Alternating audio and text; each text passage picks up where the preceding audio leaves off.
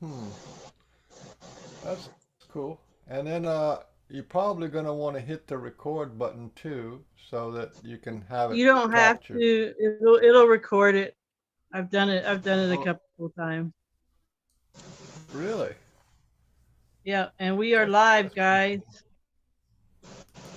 cool. Not on YouTube. Hi, hey everybody. And again, if you're not speaking, please mute your mic.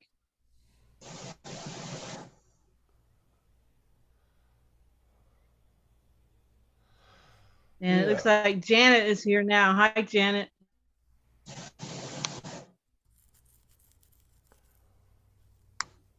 7 participants. Well, let's get started. Why don't you do a little brief introduction about what we're going to do today?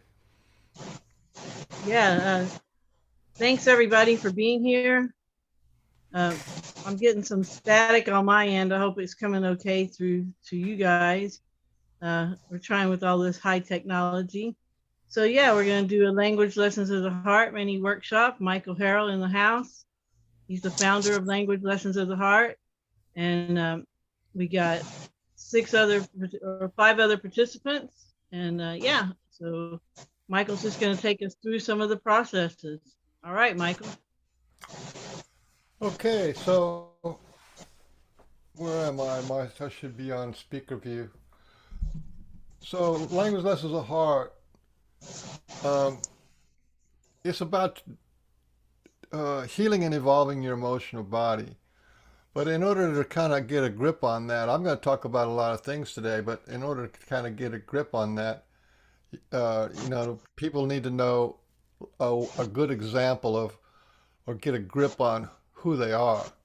And what I say is you're infinite and immortal and what was never created. You come from what was never created. You're part of the universe. You're part of the reality. And what we do is we record our events. Like today is an event and it's being recorded. But if you pet a cat, that's an event. And if somebody yells at you, that's an event, and that's recorded in something called the Akash, right, or in your Akashic records. And the negative events and the positive events become your karma. So the main thing that we do is record the events of our life, our thoughts, our understandings, our communications. But mostly it's about interactions with humans and animals and nature and whatever. It's our interactions. Those are recorded. And if you have a lot of toxic energy that happened to your life, bad childhood or bad this and that, adversity things happen to you, this gets recorded. And you live your life in relationship to the panic or to the shame or the blame or whatever. You live your life in relationship to that. And then when you die, that becomes your life review, and that becomes the excuse to bring you back to another planet. And it is the energy of the event that comes around in terms of uh, what we're doing here. And the language lessons of heart is about how to re-empower yourself and to be able to edit the events of your life, which will edit the results of your life. And it is these results, whether you feel good or you feel bad, or you have a hole in your soul, or you feel like you're the whole show. You know what I'm saying? The content of your consciousness is um, is what runs your life, right? And there's different ways of looking at that. Now, how come I'm not on speaker view? I don't understand that. Did I do that right? Can everybody see me? No? Yeah, we can Hello? see Michael. We can see you. Oh, because I only see myself as a little tiny thumbnail. Don't know what that's all about. No, you're coming through on YouTube as well. You're all there. You're Oh, on good. video coming through. So we're infinite immortal. Go ahead. Go ahead, James. Do you want to say I was going something? to say there's 4 dots at the bottom of the of my screen, and I can slide it across so it can have whoever's speaking, or at the moment I've got myself, Amanda, Lisa. Yeah, I've got mine. I've got mine on speaker view, but I don't know why I'm not seeing myself. Anyway, I completely lost the plot of what I was talking about. We're talking about healing and evolving your emotional body, and why that's important, because what you care there's we're energy beings, right? We're infinite and immortal. The reason why we're infinite and immortal is because we're energy beings, and our energy is thought and feeling. Thought is considered the creator, and the feelings as the manifester, as the birth, as the mother. So thoughts and feelings. So every kind of interaction you have will have thought and feeling involved in it. And thought we call spirit, and feeling we call will, spirit and will, which is the Shiva and the Shakti, the man and the woman, the God and the mother, the God and the goddess. That's who we are. And then there's another theme.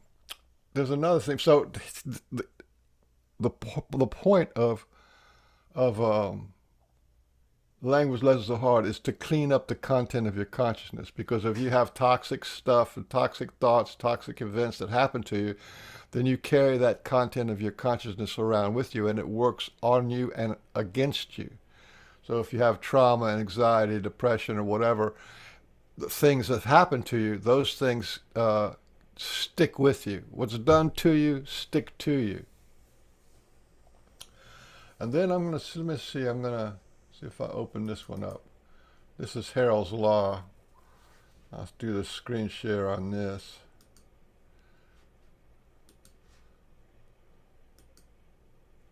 Can you see, everybody see that? Harrell's Law? Yes. Okay. We just got through saying consciousness. Let me define what consciousness is up here in reference to spirit and will. Consciousness is the feeling of energy. The entire universe is made out of energy, and your consciousness is what can perceive that energy. So consciousness is the feeling of energy, right? It's the feeling of energy, and all energy has a feeling. And then, so consciousness is the awareness property of space. Everything in space is conscious, right? It's the awareness property of space. And space is the location aspect of consciousness.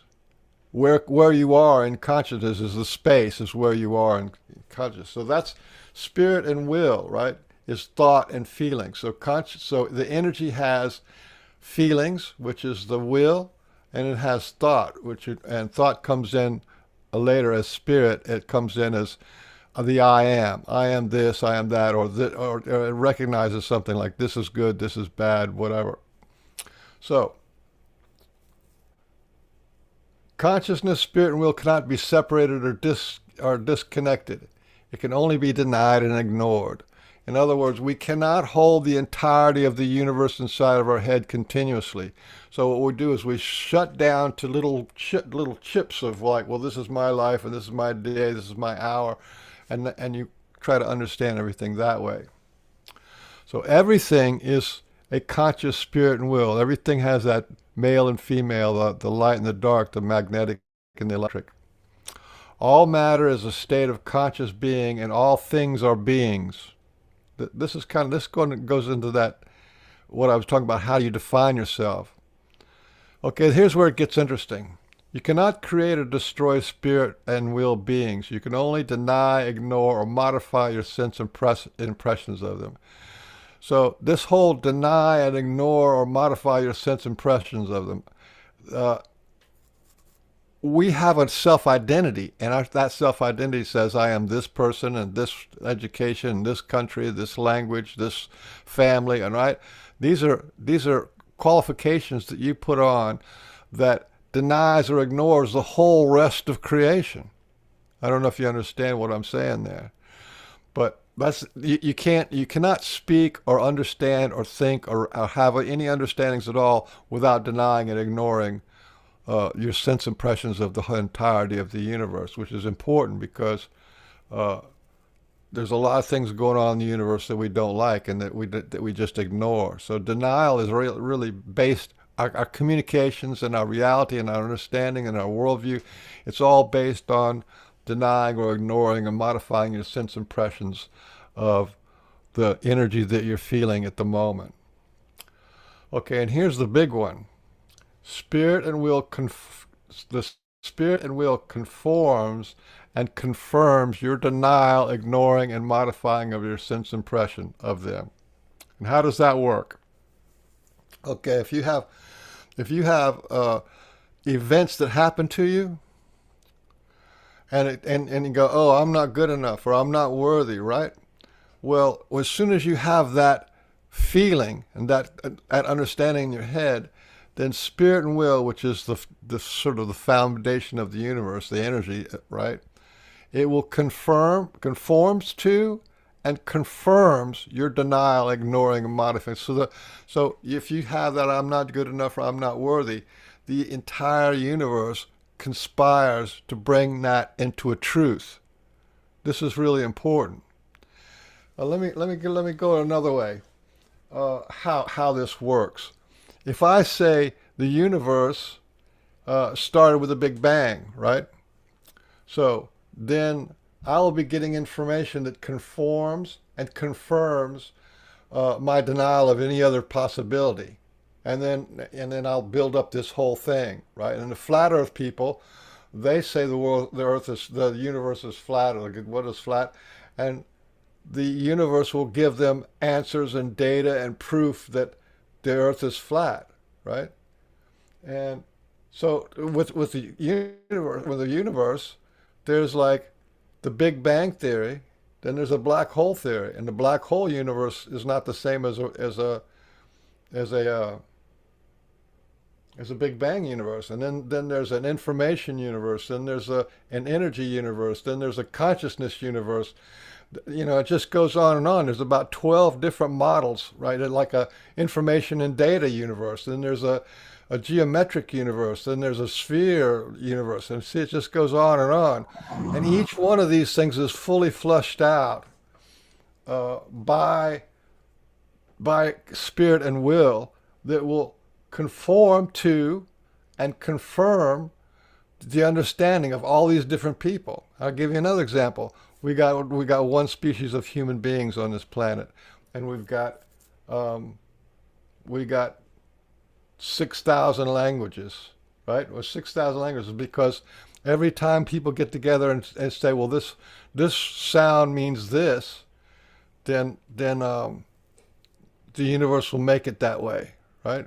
Or religions, right? There's 3,600 religions, and as soon as you say I am this X religion, then you'll be given confirmation, and you'll be giving and the reality will conform to that religion.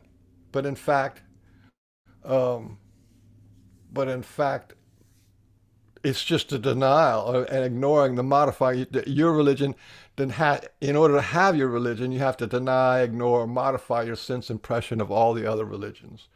So I don't know if that makes sense, but this factor right there, the 3B of Harrell's law, is why you can get wounded, emotionally wounded, and it creates a world for you. Yeah? When you have bad things happen to you, they're called adverse childhood experiences. When you have bad things happen to you, it creates a world, and the world will give you proof and confirm to you that your life is worthless, or you're not good, or you're guilty, or you're ashamed. So I was just kind of thought I would throw that out there. And because of this, with that what I just described there is the 3B, because of that, we're not ever, because of our judgments and our beliefs and our observations and our sense impressions, we're not sovereign. We're not sovereign. We're always denying and ignoring parts of ourselves. And this is where the emotions come in. If you have emotional issues, we deny it, ignore it, and then we go on building our life. But that's in no way is that the fullness of who you are. So, anybody have any questions about any of that? No? I just think it's great that you pointed that out, because I'm always saying that the reason why the law of attraction or the law of assumption, whatever you want to call it, doesn't work for some people. They do all the right steps, they do all the ritual, they do everything they're supposed to do, but they still don't manifest. And that's because they have those judgments about themselves that they're not worthy. So, of course, they're not going to manifest what they want consciously, because their unconscious or their subconscious is sabotaging it. And so if you do your emotional healing work, then you're able to manifest what you really want, and then Right. the law of attraction starts working for you. That's the secret that nobody talks about. That's the thing, and that's like again, it's about clearing out your subconscious and your denials of the totality of who you are, of the limitations put on the totality of who you are. If you have all this junk, toxic stuff sitting inside you, just like you said, you're not going to be able to. You can't think of I'm going to be driving in a new Cadillac. I'm going to be driving a new Cadillac and try to feel that, right? Well, that is how you manifest. But the other thing is that toxic events are like 1,000 times more urgent, more louder, more powerful than I want a vacation on the beach with a margarita, right? These two things are not equivocal, right? So you want that vacation on the beach, but you're not worthy. I'm not good enough. I'm not rich. I'm not this and that, right? You have all these negative things that pile up, and the balance is not right, right? So you have all this negative stuff, and you're not worthy, or I'm not worth, or God wants me to suffer, or all this kind of stuff. There's hundreds of them, which I don't want to go into right now. But yeah, so you can't really manifest the life you want. You can't. Some people can't even. If they have the judgment, I can't get what they want, what I want. I can't get what I want, right? I never get what I want. If you have that as a part of your operating system, then good luck trying to manifest out of your imagination something that you want. It just won't happen. So that's why clearing out the judgment denials is really, really a big deal. So, do you want to, if there's no questions right now, then maybe I'll go into what is language lessons of the heart. We'll see if we can run through some of these PDFs, some of these keynotes real quick.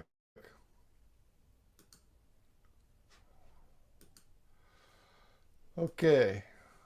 There's 4 processes of language lessons of the heart. Talking the parts of self, the empowerment process, judgment and denial release work, and emotional release work. Emotional release work is really powerful. Okay, and what is language lessons of the heart? What is a healing modality? What is a healing myth? Language lessons of the heart is an emotional healing modality, a process, a method, a plan, a guide, a strategy, a system, a protocol, a technique to connect to the energy that is in your body, the thought and feeling energy that's in your body that forms your intentionality. It forms the river of life that you're living, that you're flowing in. And what is a healing myth? The healing myth is the story you tell yourself. It's the outer story of your inner journey. You're born, you're a kid, you have stress, and you get what you want. You don't get what you want. You have good days and bad days. And then it's also you as the witness and the storyteller. So you're telling yourself these stories. Mom did this, dad did that. I don't get what I want. I can't get what I want. I have to be good or I have to be bad. I'm a rebel. All this stuff. The story of your adversity is much stronger than the story of your, the good things that happen to you. And there's a lot of good things happen to everybody because they're alive and they have food, clothing, and shelter. But our adversity becomes like these demons, these monsters, the dragon in that's that happen to you, the things that happen to you. So a healing myth is what happened to you, and then what you do end up doing to overcome what happened to you. Okay, and that brings you to the hero's journey, right? And everything is the hero's journey. Our life is a hero's journey, and you want to look into the you know Joseph Campbell about all that hero's journey. There's a lot about that. And what is an example of the hero's journey? Star Wars is a hero's journey. The Wizard of Oz is a hero's journey. The Matrix is a hero's journey. Avatar. Uh, Hansel and Gretel is a hero's journey. And, Little Red Riding Hood is a hero's journey. Back in those days when you had those, kids stories, the parables and stuff, that was the first beginning of psychology, and the pre-modern world mythology was indispensable. It not only helped people to make sense of their lives, but also revealed regions of the human mind that would otherwise remain unexamined. Okay, and who this it's important to know about the players. I'm just going to introduce you to the spirit, heart, will, and body. Your hero's journey. The content of your consciousness has witnesses. You as the witness, but you have a spirit, heart, will, and body. These four parts that are really four aspects of one light. They're light, right? So it's blue, green, yellow, and red, right? That's spirit, heart, will, and body. So one light was split up into four. We don't usually think of that, but it is. Just like every cell in our body is consciousness, we have these regions of consciousness, and then on top of that is also the chakra system.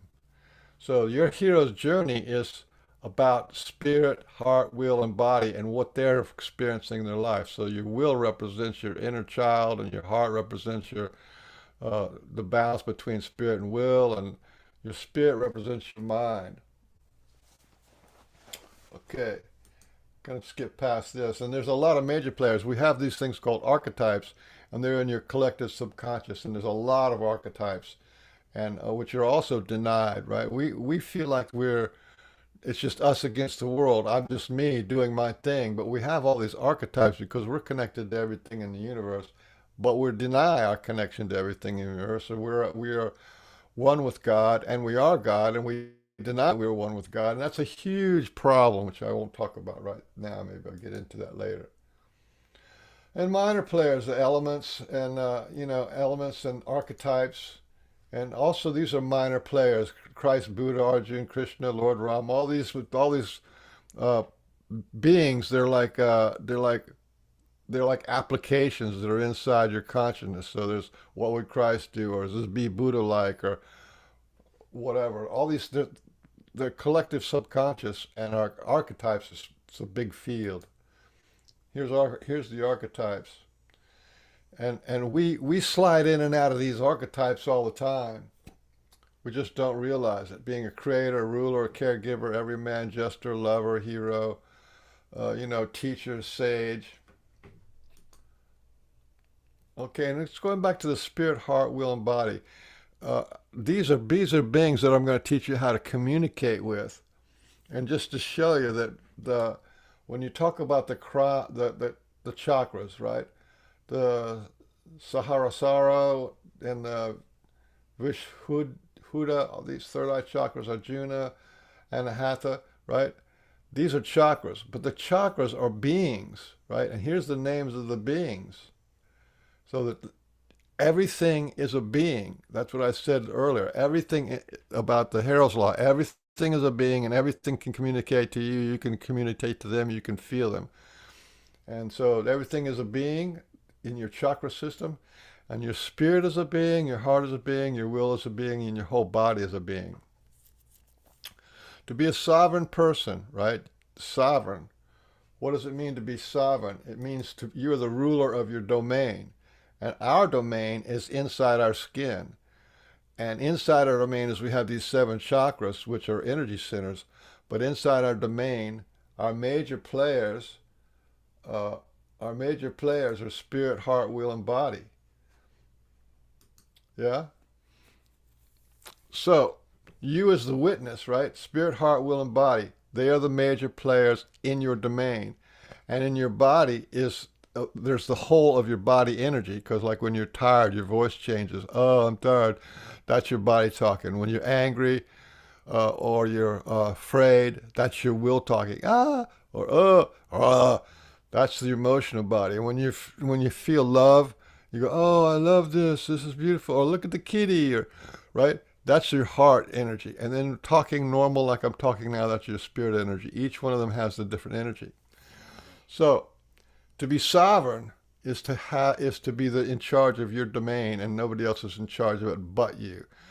And your sovereignty is inside of you is your spirit, heart, will, and body, and 61 trillion cells. Okay, every cell in your body listens to what you say, good and bad. Okay, so spirit, heart, will, and body. Spirit is electric, will is magnetic. Spirit has to do with thoughts. Heart has to do with wisdom. Wisdom is the balance of thinking and doing. Heart is the balance between spirit and will. In one way, on a cosmic level, heart is the balance between spirit and will. And the will has to do with feelings, and the body has to do with results, sickness, or health. And the other thing is that spirit is masculine, the heart is a child, and the woman is the mother, the man, the woman. The will is the woman, and body is your home, father of manifestation. This is your body's house, and you're a visitor in your body's house. Okay.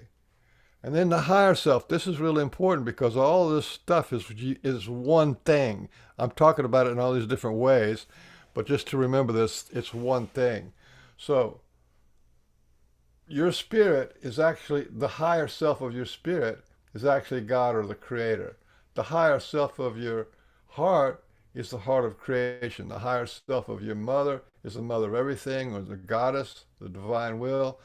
And the higher self of your body is the God of form, the father of manifestation. Everything has form. Every thought has a form. Every word has a form. Every star, every galaxy, electricity, everything has a form. And that's what manifests. Form is what manifests. So, there you go. Skip past this. Okay, this is the flow. This is the flow of thoughts. The flow of thoughts. This is an example of toxic thoughts. When your parents load you up with some kind of problems and issues, and it goes into your head like this, goes into your thoughts, which is your mind, and it goes right into your heart, and then it goes right through your heart. And when toxic thoughts go through your heart, it's heartless, and it knocks out your heart. We have a problem in this world with heart. Almost everything that's happening bad in this world is heartlessness manifest, which means is the thoughts are not connected to heart before they hit the will. So then you get loaded up with thoughts from the outside. All wounding happens from the outside in, and all healing happens from the inside out. So from the outside, you get loaded up with these toxic thoughts, goes through the heart, knocks out heart, and it hits the feeling, which is down here in the will. And then the feeling, your will body gets shocked. This is the flow of how trauma happens, how thoughts happen. And you will get shocked. And once you will get shocked with this, I'm hurt, I'm whatever, and start crying. Then after it gets shocked, it goes out to body. And it goes out to body as pain and later as disease, right? So your body has to, your will, your spirit, your will and body are what manifests pain and suffering in your life. And this is what's called catching a charge, right? All illness and all physical illness and all emotional illness has to do with undischarged traumatic stress. That means it's held in your body as a magnetic, as a electric charge, and it also has the meaning and the feeling and the whole memory, the whole little thing there is an event. And that event is called undischarged traumatic stress, also known as imprinting and bonded trauma. Okay. Now, how one gets so wounded. We get wounded automatically, subconsciously, non-verbally, and invisible. I'm going to repeat that a few more times. And that's how it is. Thoughts. The thoughts go from the top down and from the inside out. There's four processes to reverse your wounding. All wounding happens automatically, subconsciously, non-verbally, and invisible. And what Language Lessons of the Heart does, and we're going to start doing this right away, is from being an automatically wounding happen automatically. To reverse that around, you have to become deliberate. You have to do something. You have to know something. You don't have a choice until you install a choice. That's doing something. And then subconscious becomes conscious. You're consciously doing something. You're not, when you live your life on automatic, automatically you'll drive off the road. But when you have to become conscious of what these thoughts, feelings, and the energy in your life is doing, and what effect it has on your spirit, heart, will, and body. When you do that, you're taking control, and you become sovereign on the inside. All this happens in a nonverbal and invisible way, and you can make, with memory and imagination, you can make what is nonverbal and invisible becomes verbal and visible. And that is the short introduction to Language Lessons of the Heart. Anybody have any questions so far? Yes, I have a question. Okay. Could you go back to slide 20, please? Oh, I just did this funny thing. Let me do that. Whoops. Did the wrong one.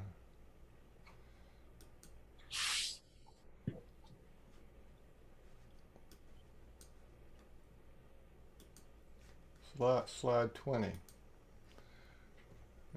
Screen share.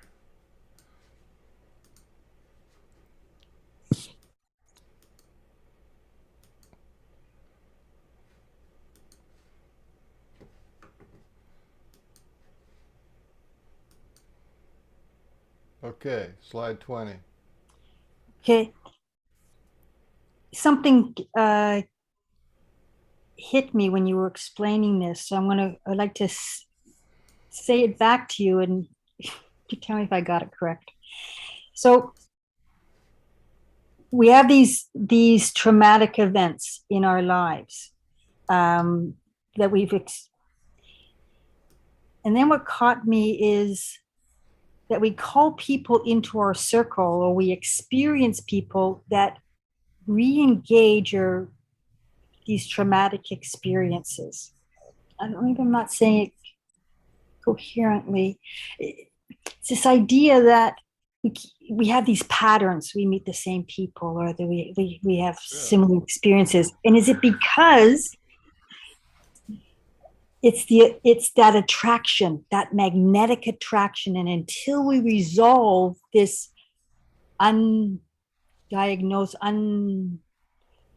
some trauma that we haven't looked at, we'll have this magnetic attraction to people or to things that give us this opportunity to heal that aspect. Yes, you're absolutely right, but there's more to it than that. Okay, please go on. And that goes back to, see if I can, yes, okay, first of all, your pain, Pain, ouch, pain, is concentrated self-love. Pain says, Tom, do something to me, stop now, help, ouch, I'm hurting, do something. Pain is a call to action, okay, and that's why it's so persistent. But also remember, remember what I said about this, yeah, here you go. Also remember what I said about the Harrell's Law, right?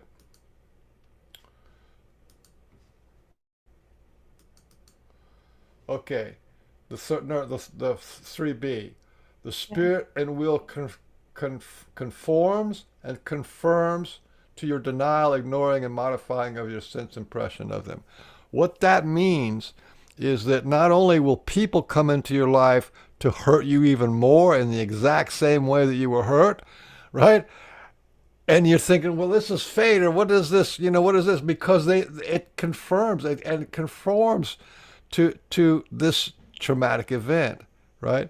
So it's not, and that's part one. And part two is what you said, is the pain itself is calling for healing. Do something, do something, do something.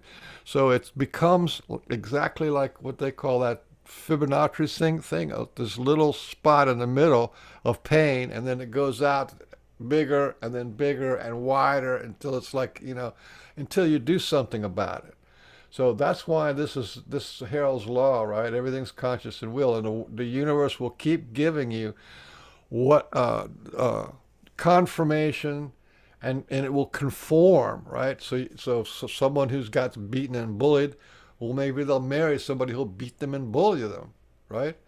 That's because the universe has given you this thing until you take charge and you do something about it. Does that answer your question?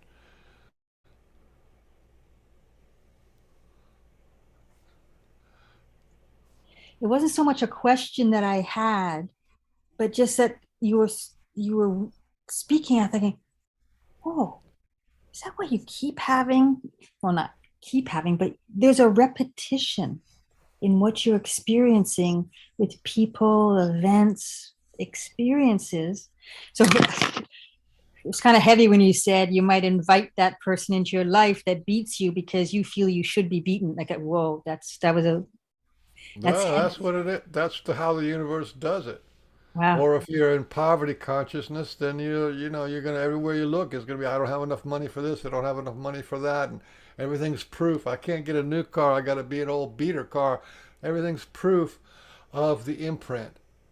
It proves and confirms and conforms to whatever it is. Now, now it also does that with good things too, but because the good things aren't as loud as the bad things, right? Because no matter how bad your life is, you still probably eat every day, sleep every day, watch TV. You have that's pretty nice, and we take that for granted.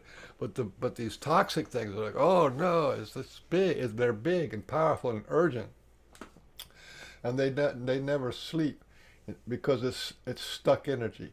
It's undischarged traumatic stress, and if we don't discharge it, then that charge is held aside as like a capacitor, right? A capacitor is something that's like a battery, and but it isn't a battery. It's when you get triggered, the whole thing pops out, right? This whole reliving of the event pops out. So we're capacitors, and we're like batteries and capacitors in that way. So thoughts are electric and magnetic in that way. So yeah, that's a really good observation. And this is why, because of these things, this is why, and since we don't have control over it, we have no choice. In order to have choice, you have to install a choice, and that's what a healing modality is installing the choice, right? You don't have to feel this and that. You open up the Pandora's box, and you get in there and fix your car. You fix the tune-up or whatever it needs you need to do. You clean out the mess that somebody else made in your life. Okay. Yeah, it's all energy. This is These all events are, new. Much of it, well, let's say 90% of this is new to me. I've had my own journey of finding out things, but and then, so Archaics brought me to Julia, Jason brought me to Julia brought me to you. And so there's all these opportunities to heal. But all three of you are talking about things that are, in some respects, they're not foreign, but they are foreign, meaning I've just never experienced them. So did, And that's why I call it language lessons the heart, because you really have to learn a new language, a new way of looking at things, yeah. and you have to stumble along with the words and the, well, what does this mean and how does that work? You stumble along with that until you get it, and then you get it. It's like, oh, okay, that's how it works. And the stumbling is a good word to use. Yeah, absolutely. We all stumble, no question about it. Or you get run over by a train or something like that. That snaps your attention really quick. If this question I'm going to ask you is off topic, just says it's not, it's off topic. But I'm curious because I just think we come into this world and we're indoctrinated, you know, first from our parents and then our schools and the doctors and the lawyers and the teachers and blah, blah, blah. And they set us up for failure. It's like, or is it not a setup for failure?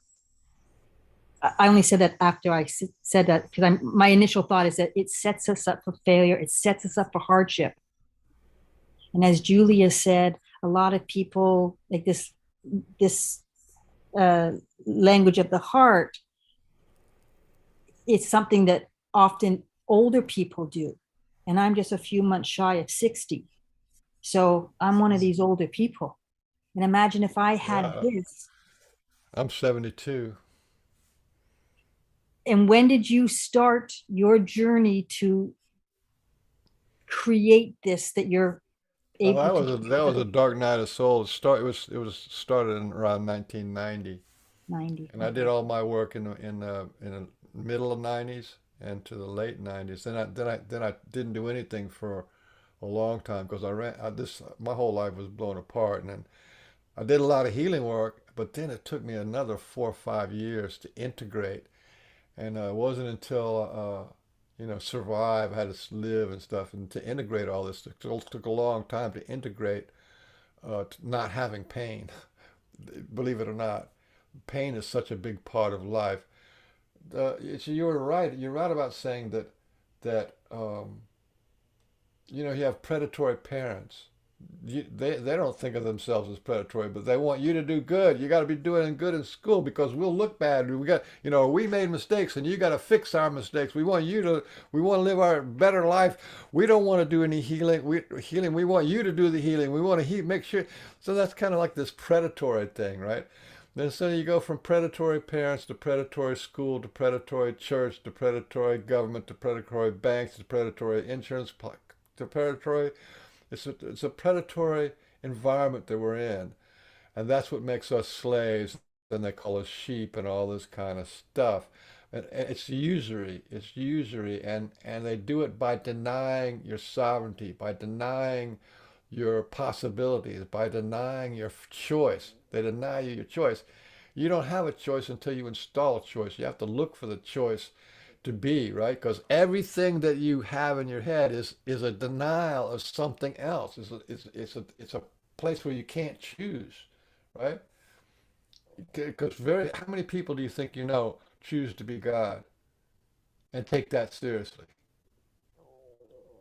We're denied. No, you can't do that. Oh, no, no, no. That's off the table. Don't do that. That's off the table. A tree can be God, but you can't, right? It's funny. It's just funny business because this whole predatory thing is based on them being higher and you being lower. So there's authoritarian, right? The spirit is the one who thinks the most is the God, and the one who feels the most is the bum, and that means children are just little, they're the lowest. They have no rights. Then the women have less rights, and then finally men. But anyway, that's how it goes. It's a predatory system. And media plays into that, our whole self-image and the whole that kind of stuff. But okay, let's see what, anything else? No, Hi, thank Michael. you. I have a question. Okay, Can you hear go me ahead. okay? I'm driving hands-free. Is my background noise? Can you hear me? You're skipping in and out, but just go for it anyway. I'm just wanting more clarity related to things. Everything is a being. So, for example, the chakras. Right. Um, I sort of spend time communing or relating with my chakras, but individual conscious entity in itself that has like a, I don't know, like its own personality, or how do you mean? Absolutely, it has its own personality. It has its own Right. personality, its own province. It has its own set of influence. Like I was saying, your mind has to do with thinking, right? And your heart has to do with feeling of compassion and balance and relationship, love. And then your will has to do with emotions, both motherly emotions and love emotions, but also anger and sad and depression, all those kind of feelings. So each one of them has a completely different personality. This goes down to the cells in your body. It goes to everything, because we're talking about everything as a spirit, or everything is conscious being, right? But there is only one, so you have to be able to dance that dance. There's only one mind in the universe, right? And no matter how many different fractals there are of it, there's still only one mind. So there's nothing that can't be talked to. There's nothing that doesn't have its own unique signature, its unique personality, but it's still, there's a unity to all things, because everything is spirit and will. Does that confuse you, or does that help? No, that does help. Yeah, that's good. The other thing I wanted some clarity on was just conceptualizing the will. Because I think I'm sort of mixing spirit and will a little bit. You sort of spoke of will as being that connection to the ground of all being. So it's like the bridgeway between. Is that? Yeah, think of spirit and will. Think of will as spirit is God the Father, and will is God the Mother, right? It takes two to tango. The will is actually the ground of being. Your will is absolute inclusivity and unconditional love. And spirit is an aspect of that. Spirit is contained in that. So will is actually the mother and wife of God. Feelings come first. Put it that way. Feelings come first. First you feel something, then you think something. First you feel something and you get impressions of it, right? And then you construct it with the mind. So feelings are first. It's the foundation of all things. It's the darkness of space. This is the yin and the yang, right?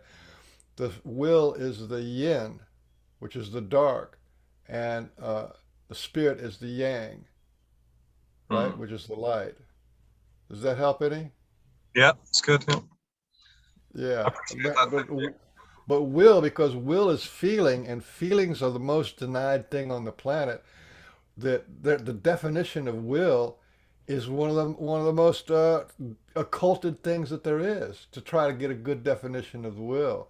Not until you get to somebody like Schopenhauer, who talks about the world as idea and the world as will, right? There's two polarities: the world of ideas and the world of will, and what it is, the thing in and of itself, and who and what and the energy of you are is will. Without will, there is no life. Will is the lower three chakras. Without them, that fire in the belly and the passion and the sexuality and wanting to eat food, clothing, and shelter. Without will, there is no life. There is no reproduction.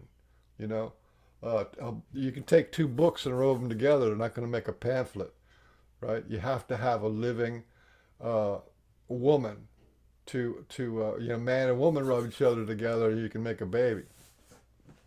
I don't know if that helps or not. But will is the big deal, because the government's trying to deny our will, right? The police try to deny our will, the government, the banks, everybody's lying to us to try to get to our will, right? Because they want to crush the will of the people. They want to crush the spirit of the people. They want to crush the heart of the people. And they want to crush the body of humanity.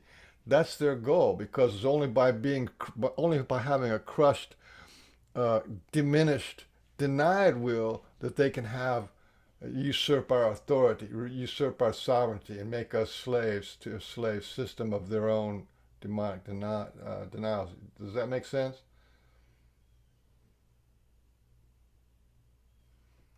It does, Michael. Thank you for responding. Okay, So let's go right into if everybody's is kind of up to it. Let's talk about the talking to the parts of self. All right.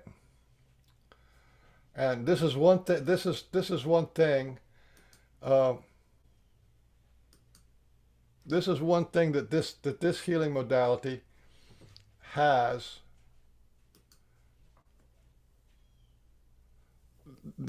over all other healing modalities in the world, and that is that the talking to the parts of self. So in order to become sovereign, you have these four beings, which are your eternal family, your inner family, um, your spirit, your heart, your will, and your body. We don't even talk to them, and yet we're supposed to be the Lord over them. So we have an abusive sort of top-down relationship with our spirit, heart, will, and body. So we don't have the right relationship with our spirit, heart, will, and body. We have a slave master over a slave. So we treat our body like a slave. We treat our emotions by denying them, and we treat them like a slave, and we ignore our heart altogether. So we're just basically living around in our heads. Most people live in their heads most of the time in this survival mode, stressed out survival mode, and they don't take their body or their heart or their will into consideration at all. And so they're not sovereign. They are a prince that's sitting outside of the kingdom. The prince who sits outside the kingdom and is never made king. Okay, so where's my thing? My mouse went away. Huh. There it is. Next. Okay, then I want to talk. This is Penny Kelly, about personalities, about what it means to have a personality disorder. It's interesting to mention. She's talking about elephants because elephants is one of the symbols of I will retain my ability to put myself back together. That's the elephant in the image she was talking about in her talk. She said that is a very important skill because if you split yourself and you can't put yourself back together again, then you have a multiple personality disorder. If you have only one version of yourself and you try to use that for everything, then you have a single personality disorder. And neither one of them works very well. So we have a variety of selves, and so we act one way with our spouse, another with our child, right? So talking to the parts of self is to repair the split that is the cause of multiple personality disorder, and to fix the problem with single personality disorder. Right? Remember when I showed you in the beginning about all these different archetypes? You can be all these different types of beings, but we are denied that. We're told you're only one being. So you're one being and you deny all the rest of creation, right? Just like you're one religion and you deny all the other religions, or you're one language and you deny all the other languages. See, we live in this very minute, small box because all the rest of ourself is, and our connection to source is denied. Right? That goes back to that 3B thing, where if it's just me, then the universe will conform and confirm that it is only just you. But that's not just you. You're part and parcel of the whole universe, and you're connected to the whole universe. And you're not. What we have in the world today is singular personality disorder. This is what we're going to fix today. You. So, your spirit, heart, will, and body.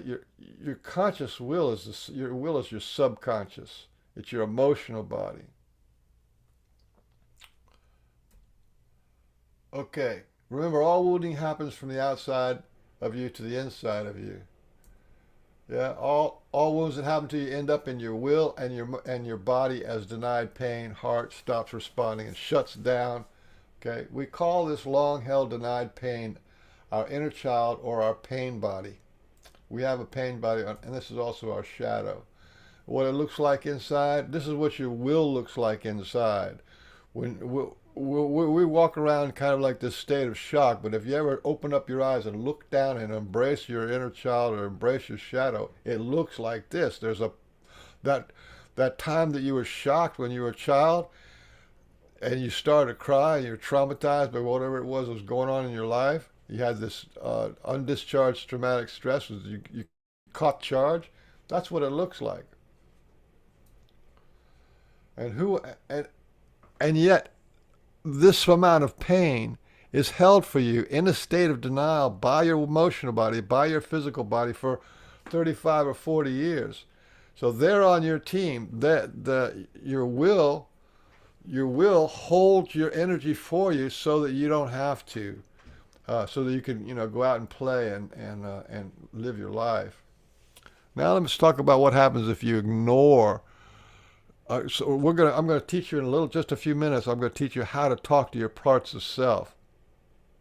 Yeah, and this is from Dr. Emoto and from his water project. And they did this thing where they put rice in a jar. There's a lot of different variations of this, and they say to one rice, they say, "I love it, love and gratitude," and another little bit they talk about, thank you, and you say, "You fool," right, to one jar of rice, and this is what it looks like ignored. That one on the right is just ignored, and this lasts over a year, okay? But we're kind of basically made out of rice and water too. Here's another example of it. If you don't talk to your parts of self, you don't acknowledge yourself, you don't have self-love, you don't have any self dialogue, then you're ignoring your spirit, heart, will, and body. You're ignoring your parts of self, and you're ignoring what's going on. This is what happens. I love you there is ignored. When you ignore it, it turns to mush, and ignored is even worse than if you go around saying I hate myself. And here it is again, another thing. This takes years to do it, but so does disease. Disease doesn't happen overnight. Sometimes it takes years to creep up. So if you say to this rice, I hate you, you're an idiot, you can see it turns kind of like black stuff. Then I love you and you're wonderful, it looks like it's like boiled rice and water. But look at what happens when you ignore talking to your parts of self. You ignore acknowledging them, you don't even know what they are. So right now you don't know what they are. And here's another one. The same experiment, only did it with live plants. You say to one plant, I love you. The next plant you say, I hate you. And the third one you ignore. Now light bulbs should be coming on pretty soon. This is the same thing with your inner child. So you have your inner child sitting there suffering and you're ignoring it. That's what the inner child work is all about. That's what shadow work is all about. When these cycles repeat and the universe confirms and conforms to your thing, that's what the inner child work's all about. Okay, talking to the parts of as soon as you begin talking to your parts of self, you're on the inside of you. Remember, all healing happens on the inside out. All wounding happens from the outside in. So when you go inside and talk to your parts of self, you're already starting the healing process.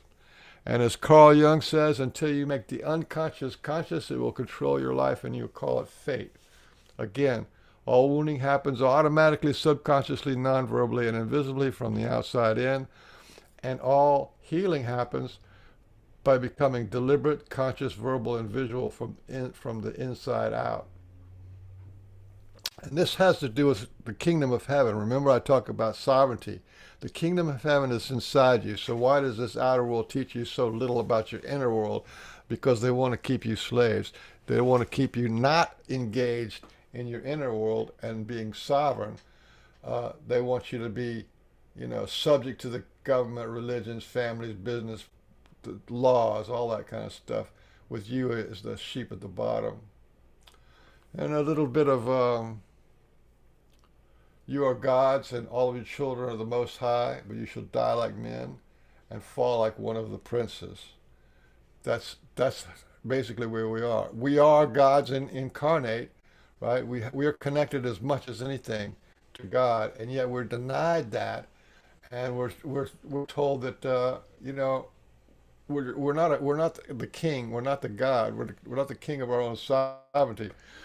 we're a prince, and we're not even allowed in our own kingdom. It's like taboo to go inside. To die as a prince is to never become king or the god of your own kingdom within. This is sovereignty. And I just want to say something about this. You hear people talking a lot of stuff about a lot of stuff out there, right? But how many people actually tell you how to get the job done, what to do, what you can do about it, what you can do about from becoming a sheep and a slave to becoming a sovereign person? Is you have to take care of what's going on inside of you and control and edit and reform and reshape what that is. Okay, talk to parts of self started. Okay, right. So your parts of self have parts of the story that you need to know, and you need to be able to ask them what's going on in order to resolve inner conflicts and things like that in your life. I'm doing this kind of fast. We're going to do a little one-on-one kind of a thing here in a second. Here's the Wizard of Oz. You got spirit, heart, will, and body. These are the four parts. So I'm just saying, this is a good example of spirit, heart, will, and body, and then their whole little journey to go, kill the queen and, talk to the wizard. That's a healing myth, and that's kind of what we're talking about here. Okay, with your first hello, you have begun to move mountains of scars and wounds. All it takes to do is talk to them, and they're going to be right on there. Because your spirit, heart, will, and love you more than any other human being, and they're your ride or die. I don't know what demons, anything that's opposed to your spirit, heart, will, and body is you fight the demons for them. That's how healing works. All healing works by going back in time and fighting your inner demons that have your mother and father's faces on them. Okay, so I'm done with that. And now, any questions on that part? Because I'm going to do a little demonstration here.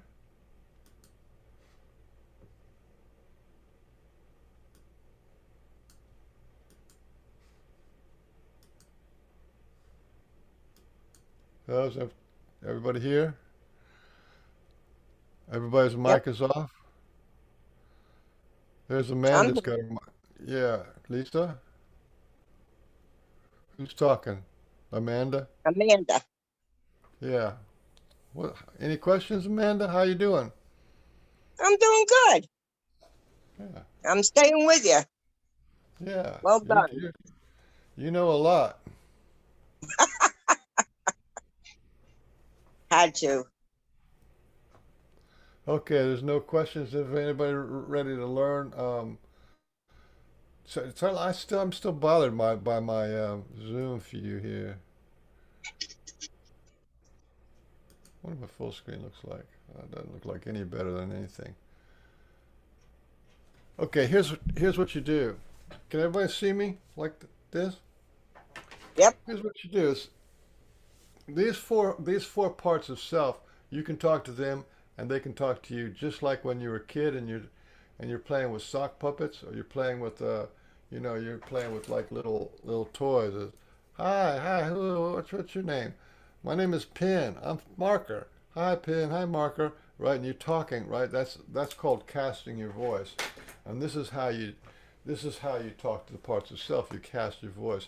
They are already connected to you, and you just have to talk to them. And this talking to the parts of self. So you can just imagine gathering the energy of your head and put it in your hands, and then you speak into your hands because you want to have this visual. Remember, you want to reverse the automatic, subconscious, nonverbal. You want to have a visual and a verbal connection with your imagination to talking to your parts of self by looking in your hands. So you gather up the energy and you imagine, and you talk to your spirit and you say, "Hello, spirit, how are you doing?" And my spirit says, "I'm doing fine, thank you. This is exciting. Thank you, spirit." And you can put your spirit back. It's as simple as that. Now I'll pull out my heart and say, "Hi, heart, how are you doing?" Heart says, "Well, I think you're talking too fast, but we're doing good. You want to try to get it all done in an hour. This is good." All right, thank you, heart.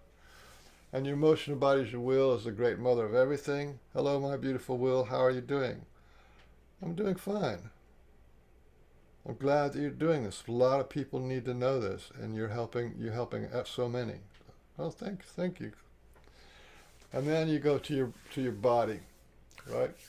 Hello, body. How are you doing? I'm doing fine. We have no pain, no suffering, no inflammation, no stiffness. We're eating good. We're feeling good. So I'm behind it 100%. That's an example of talking to your parts of self. This is also talking to your parts of self is training to be a channel.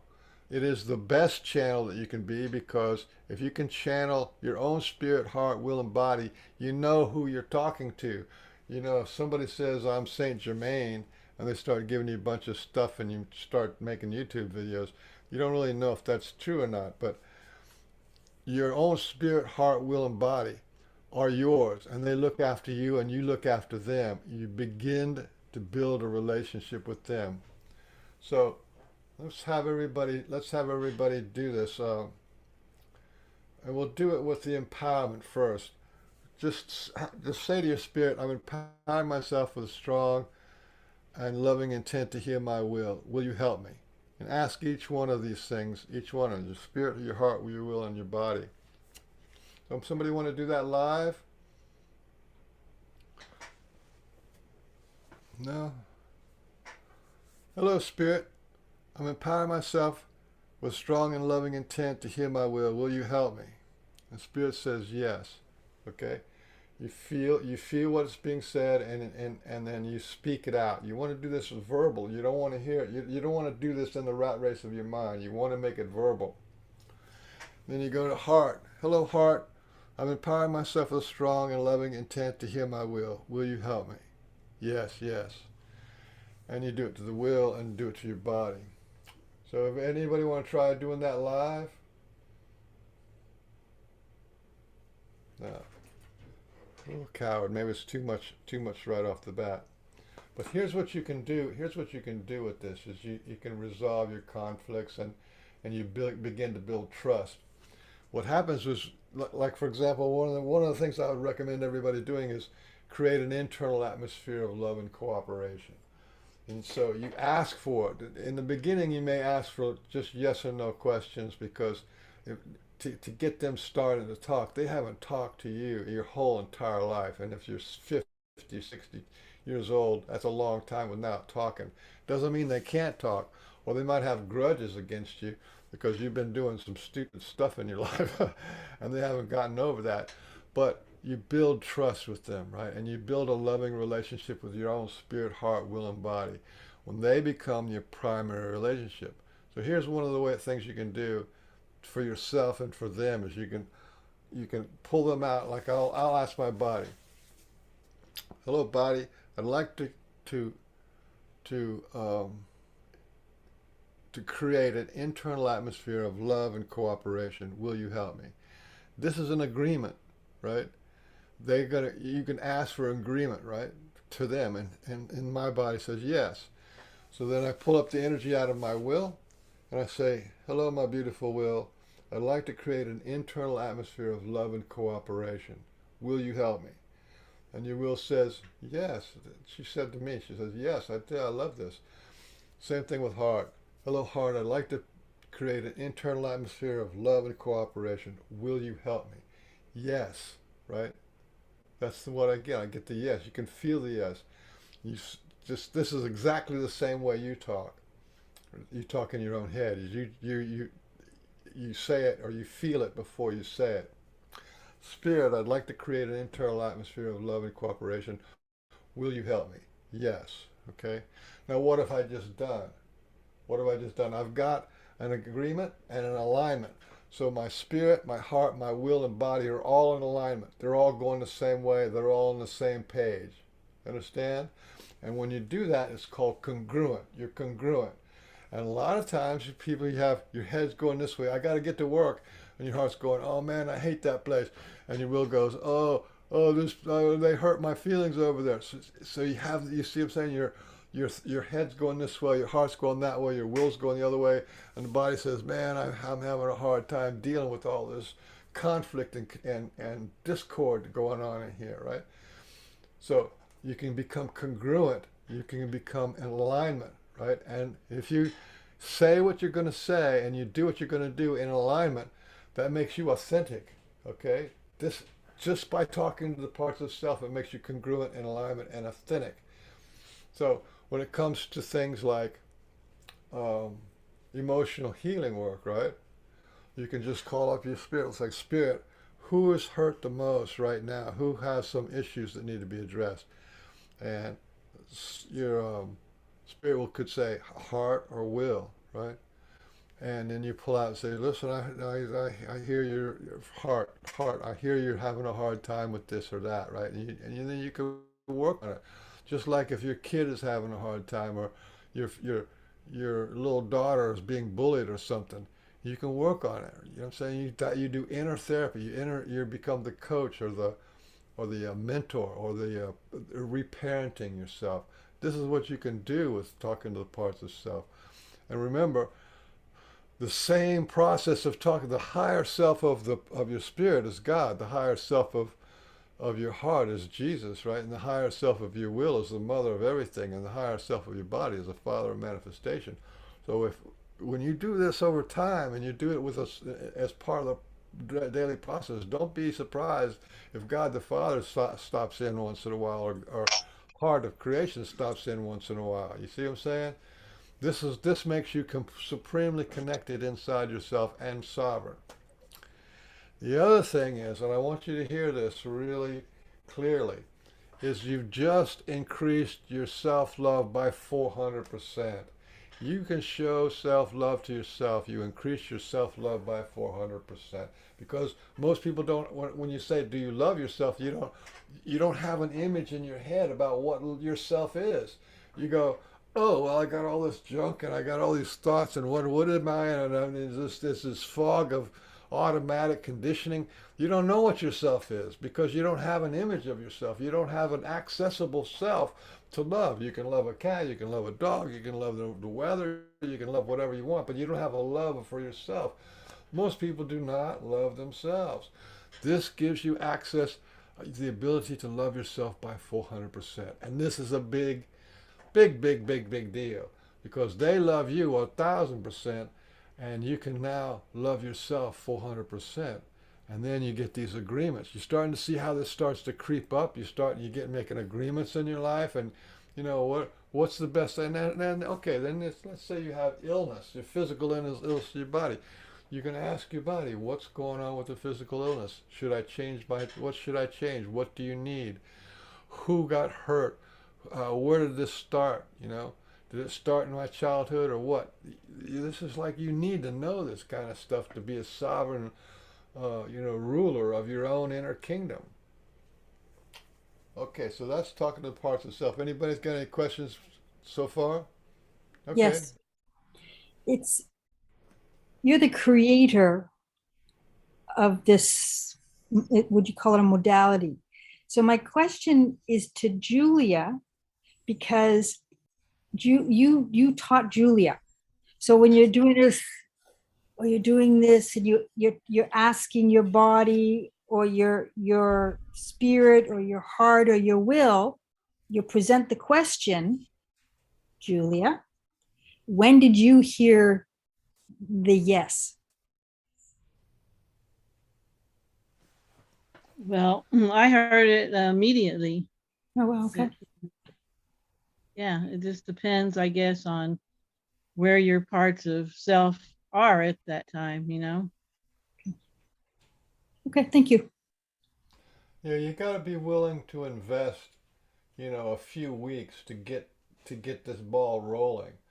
Okay. To get them to where you can get it. Like you and I are having this conversation because we've been talking through our brains for a long time.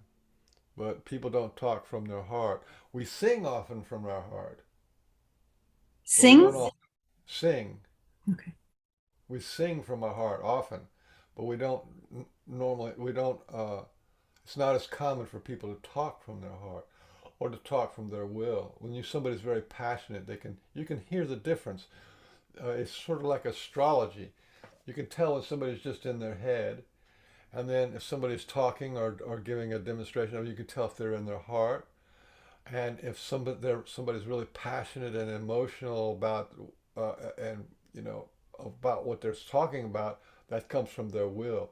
So you can actually, as soon as you tune into these frequencies, and these are really important frequencies to be able to tune into, because it's these frequencies that create your reality. How you treat yourself is how the world outside treats you. That's a repeating pattern. And if we're completely ignored, if we ignore our own spirit, heart, will, and body, then I guarantee you the government's going to ignore your spirit. It's going to ignore your body. It's going to ignore your will. As the will of the people's out the window. If we don't want any of that, none of that. All right. So you get outside, right? Remember the Harrell's Law 3B. If your internal government system is one of ignoring, then that's the only way you're gonna. That's the only government system you're gonna have, is one that ignores you, or one that denies you, or one that abuses you, right? Because that you don't matter, right? So I don't know if that making sense, but the outside reflects the inside. That's correspondence. Above responds to below, and below responds to above, the inside and the outside. That's how it works. So the more connected you are to your inside, and the more sovereignty you have on the inside, you have to begin to reflect that on the outside too, right? And that'll affect your votes. It'll affect what you buy and all this kind of stuff. And you know, the universe will begin to build a reality for you. It will conform and confirm that reality for you. You're actually creating a reality for yourself by talking to the parts of self. That's just one key element. And this has never been presented on Earth before. And for the life of me, I can't understand why. The only avatar that had anything to say anything about this was Christ. And Christ asked the Pharisees or something. He asked one of these rabbis. He said, "What is the greatest commandment?" Yeah, remember that one? What is the greatest commandment? And just like that, the rabbi said, to love God with your whole spirit, with your whole heart, with your whole will, and all the strength of your body.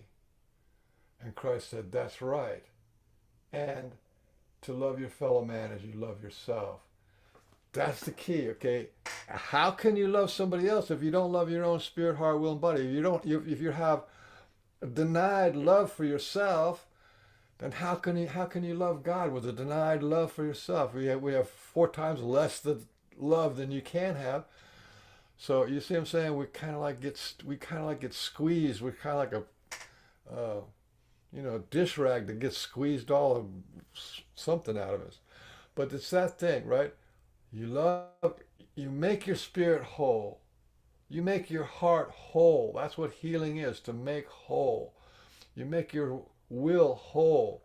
No more holes in your soul. And you make your body whole, right? And then you can go about loving God, or you can love your fellow man as you love yourself, because now you got a cool bank account of self-love. You see what I'm saying? You got a bank account now, so instead of your self-love being on empty, because I don't even know how to do that. How do I do that? Right? Well, this is how you do it. Simple, but it's really life-changing. And I think that's one of the key features. If you understand that, look, remember when Penny Keller was talking about having split personality, multiple personality disorder, and then having a singular personality disorder, right? So now you don't have a singular personality, you have a polyphrenic. You're not monophrenic, you're polyphrenic. You have these 4 parts of self. You're polyphrenic. Phrenia is like personality, right? 4 personalities. You have these 4 personalities that are operating as one. You're really one being. You're really that white light, but that white light, for the purpose of healing and for the purpose of self-love, is split into, blue, green, yellow, and red, right? So you're still one. even though there's four parts that you're talking to with you as the observer. This is really key because if you understand that all your abuse and all your pain and all your suffering is being held by your will, then you're going to address your will. You know what I'm saying? Because that's where your deepest pain is. That's your inner child. That's where your suffering is. That's where your turmoil is. That's where your self-hatred is. That's where your anxiety is. That's where your panic is. That's where your guilt and shame and blame is. And you clean up the mama and you clean up the trauma. That's the way it works. But you got to talk to them too. You can't do that as like over the phone, right? Talk to your parts of self. You can talk to your heart and talk to your. And they're simple people. They know who you are. They've been living with you forever, and they hold that they're on your team. They are on your team, right? They're team humanity all the way. Michael, I have a question from the YouTube chat, and Josie wanted to know why it has to be verbal. Why can't it be written? Because you need to hear.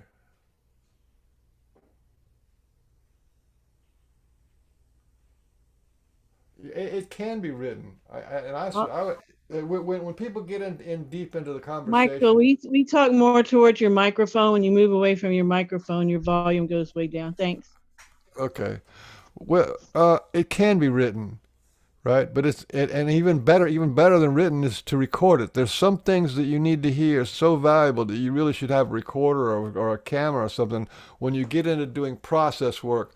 When you do process work, or like if you have a physical illness, and you work with the parts of self to find out who hurt who and what's the original cause for all this. So you need to plot all this out, and so you can work on it.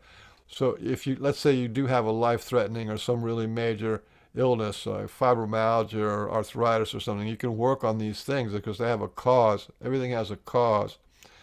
So, or you have trauma, any kind of trauma you have from childhood. Maybe you forgot a lot, but your spirit, heart, will, and body have the answers, and they're the ones that are holding that energy for you, right? So to write it down is good, but when you're speaking, speak out loud, because if you're in your head, it's just thoughts, right? That's not the same thing as speaking, right? Because your head is up here. If you cut off the voice right here, the voice is the connection between your head and your heart, is the voice, right? Does that make sense? Yes, it does. Thank you. Okay.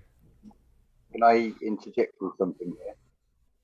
Sure. And a lot of you, and I've encountered this a lot, I've said to people, look, make yourself a video, record yourself in your phone. Now, straight away, in a lot of people, the dynamic when you're talking on a video call, and now in the mind, it totally changes. Oh, I'm recording myself. But you're not making it to publish to a wider audience. It's just so it comes back to you. If you look at what it says in Genesis, it says it was a void. It's like a blank canvas. Now, the seven Elohim, a lot of this is language. So when we talk about him, man, it's men and women, because we've got both the creative, nurturing, divine feminine, and then you've got the masculine, outgoing, sort of hunter-gatherer side. So your Elohim are your seven chakras. They form you. I'd say go with what feels right to you. If you write it down, say it, record it, back to yourself, you're reinforcing what the senses are seeing in the external as much as in the internal. But consider when you come into this world, you didn't know how to write. You didn't know what these solid objects were by label. Everything was it was in feeling. So when you're talking to your subconscious, your own internal micro universe, and you're saying, I want a new Cadillac. Well, does the subconscious even know what a Cadillac is? So now impress more into that. You embrace a feeling. Maybe you've had the experience where you smell what a new car smells like, what that leather smells like. The more you can impress it and reprogram inside yourself. The subconscious doesn't know the difference between internal and external. It communicates in feeling. So that key word, language, lessons of the heart, the language, it's a dialogue. The dialogue is a dielectric that pushes out the magnetism inside yourself. Or a beautiful way that it was given to me was through Julia sending me a link to a biofield tuning. Now I kept saying 144. Well, one of those tuning forks was the 144 hertz. Wow, did that unlock something? It was like indigestion sort of thing. Something went clunk inside, and it's like I've got this full picture of the emotional memories of being baptized, and that feeling of my soul has just been sold. I've been betrayed, but it's made sense. It's like, wow, from maybe 3 weeks old, that feeling has been growing, and I wasn't even aware of it inside myself. Anyway, I'll hand back over now, just to sort of reiterate really and give a. Well, I'm glad you're feeling that. This thing about verbal and nonverbal is, you want your parts of self to speak to you.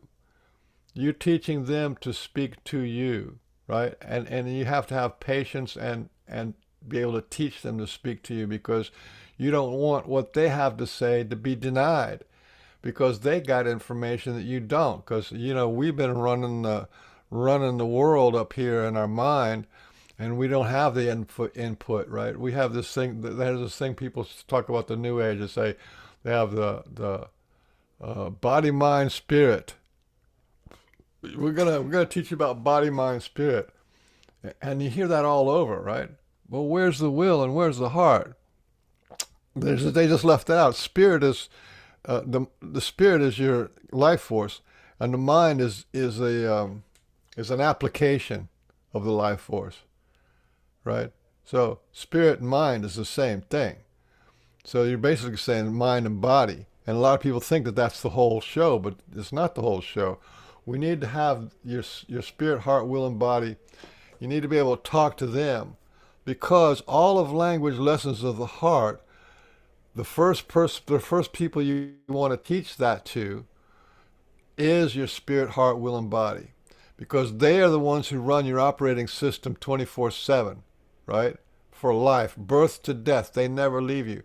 So when you teach them this healing modality, or any healing modality, when you teach them, like with music, you can teach them music, your body and your heart and your will, your emotions, right? You teach them music, how to play music, and then they can play music for you for the rest of your life. It's the same thing with healing.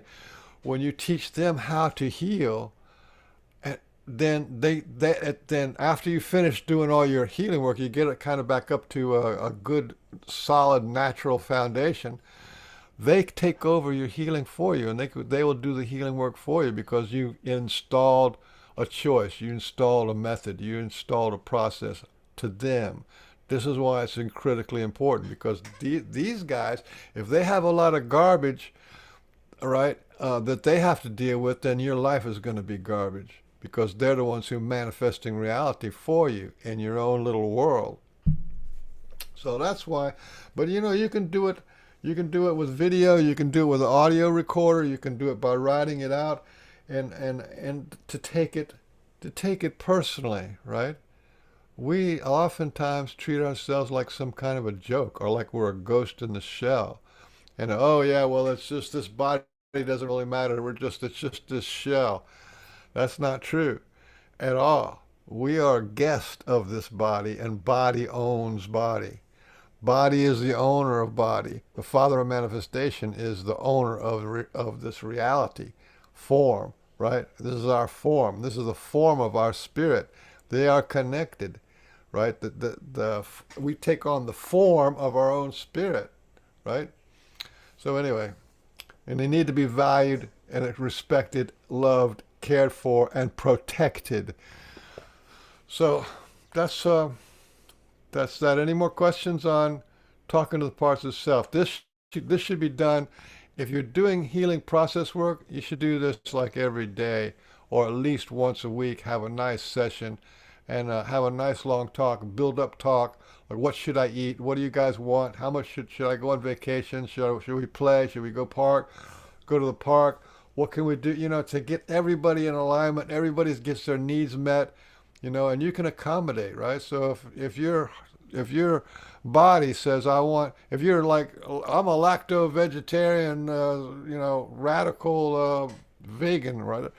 And then you ask your body what it wants to eat, and if the body says, I want some ice cream on Sunday, well, you better damn well get yourself some ice cream. You make that agreement. Your body does everything for you. Everything you get in your life is done through your body.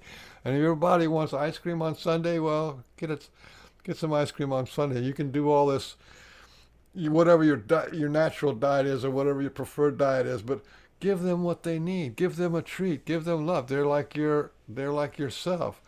And treat them better than you treat yourself, because most people treat their dogs better than they treat themselves. Okay, let's move on to the next one. Okay, so that's the first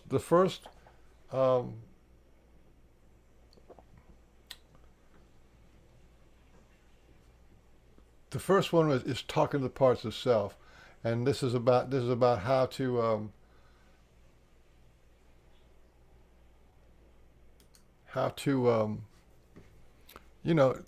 love yourself. You can't really love yourself unless you can talk to yourself. You imagine living in a house with somebody and you never talk to them. That's not really love. That's not really being a good neighbor.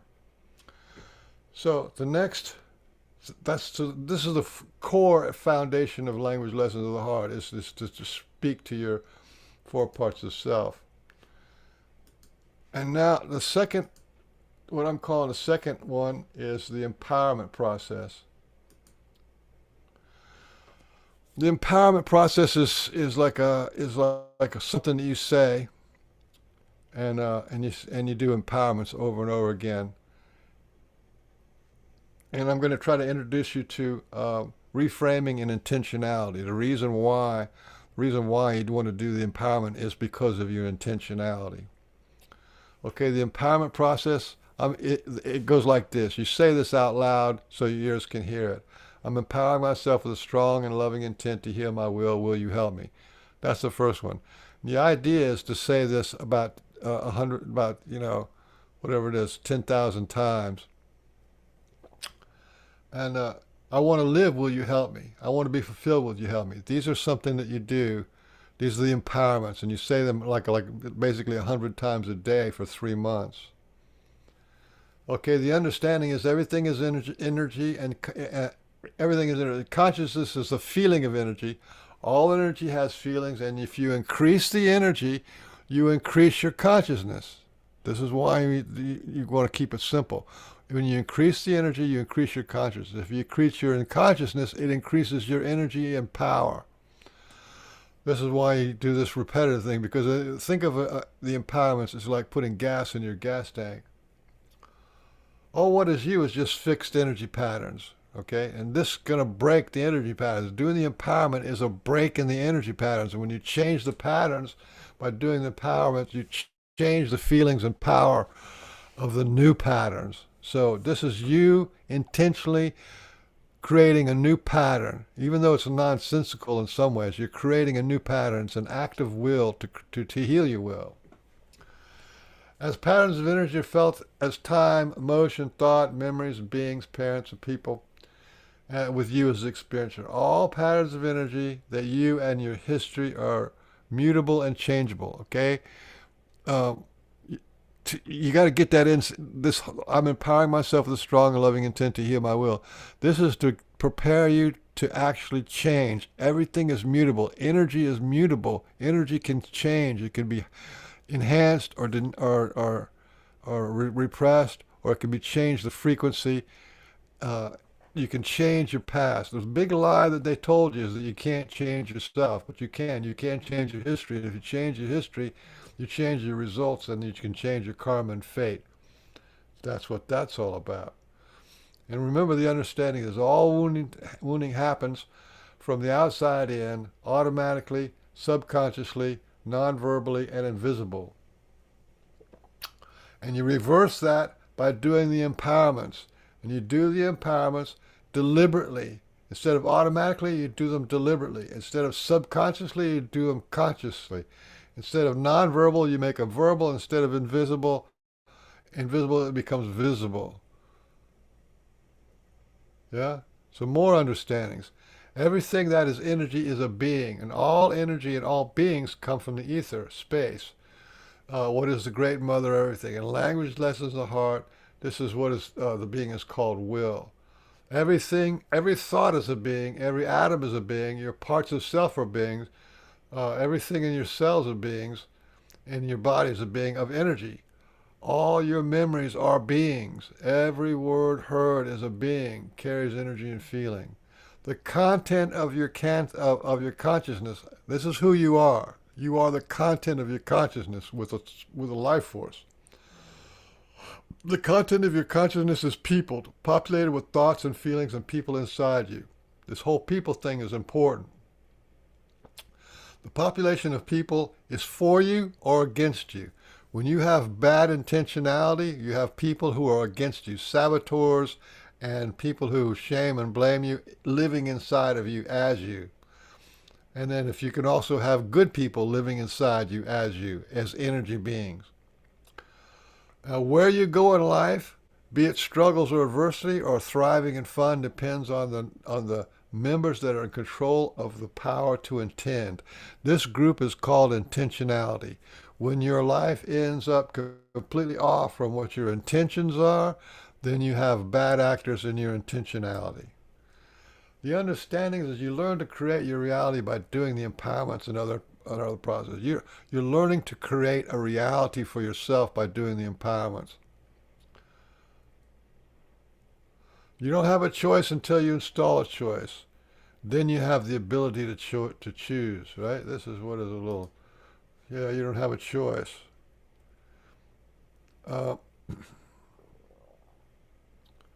When you're depressed and someone says, happiness is a choice, you have to learn how to ride a bike, and then you can ride. Then you have a choice to ride a bike. Same thing with playing instruments. The same thing with anything. You have to install the choice before you can, before you have a choice. The way to say your empowerments, I'm empowering myself with a strong and loving intent to heal my will. Will you help me? What you're trying to do here is there's you're the one who's speaking, and then there's what you speak, and then who you're speaking to. So that's like a three-part deal. And you're creating this three-part scenario. You're creating an event. I'm empowering myself with strong and loving intent to heal me. If you say that to a cloud, it is you talking to the cloud. And how you say it can be done with emotions. The problem we have with people who are depressed and anxious and panic attacks and depression and bad self-image and discouraged, demoralized, all that kind of stuff, right, is because they get stuck in a low range. You know, you're only allowed to feel bad. That's all you can feel is bad. You see what I'm saying? So the whole point of one of the 3 points of saying your empowerments, I'm empowering myself with a strong and loving intent to heal my will you help me, is you can say them with different emotions. So you can say with anger, being a bitch, or being cruel, deceitful, or being abandoned, agony, or defeat, or shocked, or gullible, or homesick, or joy, or adequate. This is you, from your point of view, saying the same words, I'm empowering myself with strong love, but you try to use it with a different emotion. And what this does is it expands your range of emotions. If you're a painter and you only have black ink to paint with, then, but the more colors you have, the more richer your life that your painting is going to be, right? And for sure, to explore emotional qualities, to explore you instigating a feeling. You instigating a feeling is different than you reacting to a feeling. When you instigate the feeling of joy or hopeful or sympathetic or irritable or infuriated, or you say you have all these choices here. These are all these choices. And unless you practice the choices, you don't have a choice. In other words, you're going to be living your life automatically, subconsciously, and non-verbally, and then whatever slaps you up against the wall, you have to feel, right? Because you don't have a choice of when you get triggered. This gives you control and depth of emotional responses that you can have. It's an exploration of emotional responses, which is really pretty big deal. And then you're going to say this thing, say it 10,000 times. It's like 100 times a day for 3 months. And this is really, really, really important. You make a list of time and then say your empowerment with different emotions like that. Have to play with it. You get a piece of paper and write the emotion that you want to use for that day and the time and stuff like that. You can go to as many past lives as you want. Past life 1, past life 2, and then say it to each year of your life. Year 1, birth to year 1, year 2, year 3, so on up. You got, as many as you need. You say it into time, back in time, right?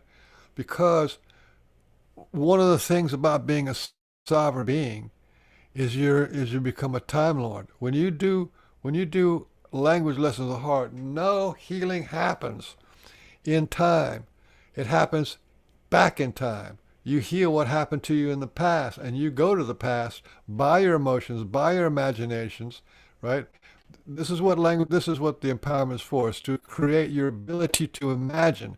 So you're imagining the person you're going to be, you imagine the person you're going to talk to, and you imagine a new feeling. You're using your imagination. And by using your imagination, this will enable you to go back in time and deal with the pain and the suffering or the trauma that happened to you in your childhood, which we're going to get to that in a whole nother session. But even so, this is exercise, right? This is exercise to gather your ability to choose by doing these empowerment. Will you help me? And I'm empowering myself with a strong and loving intent to heal my will. Yeah.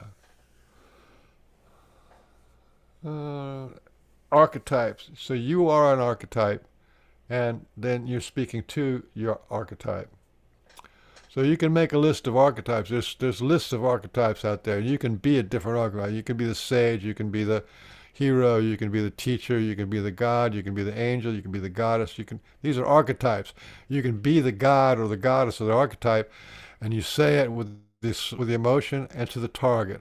The target can be whoever you want it to be. It can be all the people who hurt you one at a time, or it can be all the people who've helped you, all the people who you admire, philosophers or saints and sages. You can speak it anyway. You can speak it to people you don't know, future events.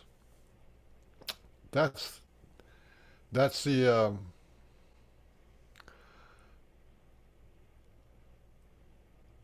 Here's an example of gods. These are all the gods. There's hundreds and hundreds of gods that you can be a god, or you can speak to a god and ask them to help you.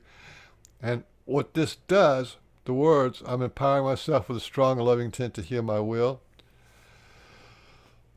What this does is it's all about intentionality. And I'm going to stop this share here, and we'll talk about intentionality. Inside you have this whole collection of past events, and they run your life. When you have good things happen, it's because you have good icons, good people inside you helping you get good things done. But if you have a lot of bad things happening to your life, is you have bad people in your intentionality as an archetype, as a little being, word being, an energy being, but it's a being that's influencing your life. If you want to go to the happy street, right? You get on the bus and say, I want to go to Happy Street, and then the bus keeps dumping you off to the Hurt Locker Avenue, and then you get hurt over and over again. That's because of what's going on in your intentionality. In other words, you have more energy going towards pain and suffering than you have towards joy and happiness, right? These are beings inside of you. Everything is a being. Words are a being. The things that happen to you, the events are beings. And the empowerment process is about stacking the deck on your side. You want to ask 10,000 beings to be on your side to help you heal and to help you. You see what I'm saying? Instead of just having this limited number of painful events that happen in your life and they run your life, you're not allowed to be happy. You're not allowed to have money. You're not allowed prosperity. You have these things that kick in. That's having a toxic intentionality. And intentionality is the power to intend. So no matter what your intentions are, if you don't have the power to intend, it ain't going to happen. This goes back to what they were talking about, that Neville Goddard and stuff like that. Think and grow rich. You can think and grow rich all you want, but if you have a whole garden variety of negative self-sabotaging, self-hatred, hating backstabbers living inside of you as words and memories of past events that haven't been healed, good luck. You can try imagining think and grow rich all you want. So that's what the empowerment thing is. It's definitely worth doing it. You're creating a new pattern in your life. If you're going to do some healing work, you want to create some kind of new pattern. This is like a non-invasive new pattern. You don't have to change your diet. You don't have to change your job. You don't have to divorce your husband or wife. You just change the pattern of you doing it. You deliberately, consciously, verbally, and visually do it, creating with your mind and with your imagination. Okay, that is the empowerment process. Any questions?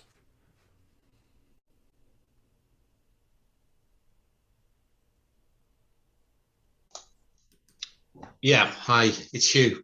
Can you hear me? Okay. Yes, I can. Yes, I can. Hi, Hugh. Hi, Michael. Oh, yeah. I've just a couple of questions, just on what you've been describing on that portion, the technique. It sounds very well. It is sort of like a mantra, isn't it? It is. Yeah, in that New World community. It's it seems to go beyond that, because what I just want to ask is try not to be negative, but what I'd heard and understood was that mantras maybe aren't the right way, because psychologically you're denying, by stating it, you're saying you aren't that. You see what I mean? I want to go in this direction, Baba, and you push that, but by pushing that, you're actually saying the opposite. You have lack, that the technique therefore won't work. This is something they were saying, but I think you've probably gone further than that. Do you understand? Do you understand what I'm saying? Yeah, it is. Yeah, and everything has a denial in it. So, but Right. this is a little bit less of a denial than other ways of doing it. Plus, you're not just repeating a mantra, trying to get something out of the mantra. Right. This is kind of a neutral, positive thing to say as a scaffold that you want to put emotions on the scaffold, and you want to be able to get up on that scaffold and see a target. It's about exploring your emotions, and it's about exploring your ability to imagine, right? Your ability. We have a hard time with imagining. We can't even imagine a different government. You ask somebody to try to imagine a different government, we can't do it because our imaginations are crap. They're all rusted solid. It is this way or that's. There is no other way. This is the way the government is. No, we use our imaginations. You see. So you create these little scenes. So for this day, you're going to be Lord Shiva, and you're going to be talking to the whatever, some other god, maybe whatever, and you're saying, "I'm empowering myself with strong, loving intent to Him. Will you help me?" And that your will goes out and finds this. Let's say you're talking to well, who's that other god? Let's say you're talking to some famous person, some like Carl Jung. You're asking Carl Jung to come help you. Your will hears this and will take an image of Carl Jung that you're imagining, right? You're Shiva and you're telling Carl Jung to come help you heal your will. It'll take the image of Carl Jung and stick it into your emotional body, and that becomes part of your intentionality. Now you got Carl Jung, or you could do it the other way around. You could be the Carl Jung saying something with a commanding voice to Lord Shiva, right? And then you got Lord Shiva inside of you, building up this repertoire of these beings to be on your side, to be on in your, you know, instead of you facing the world, you trying to change everything, you trying to do everything. You're like this mono. Remember I said about monophrenic or a singular personality disorder? You're exploring out, right? To become from monophrenic to being polyphrenic. So this is a good thing to do. Yeah, I mean, the imagination thing was actually something else I wanted to ask you. It's hard sometimes to imagine, sort of thought, well, go back to that period and just imagine, and then it's hard to sort of imagine anything. So, It's just like doing jumping jacks or something. You have to do you right, have to practice a little bit, right? Or learning yeah, to play guitar, the fingering on a guitar. You gotta play with it until you get it. But learning to use your imagination is a God skill, right? To become a time lord of your own sovereignty, you have to be able to use your imagination and be able to go back in time and see what's going on, or be able to go into the future and see what the results are going to be.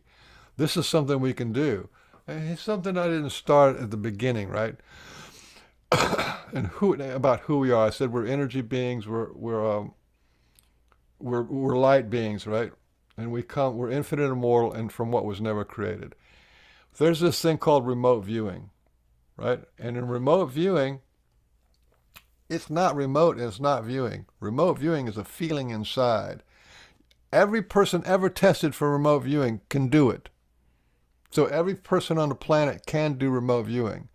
And what you can do with remote viewing is you could be here in your little house, and you could remote view 1,000,000 years into the past, and you could see, and you could tell what's going on with a frog in the pond on the planet Mars.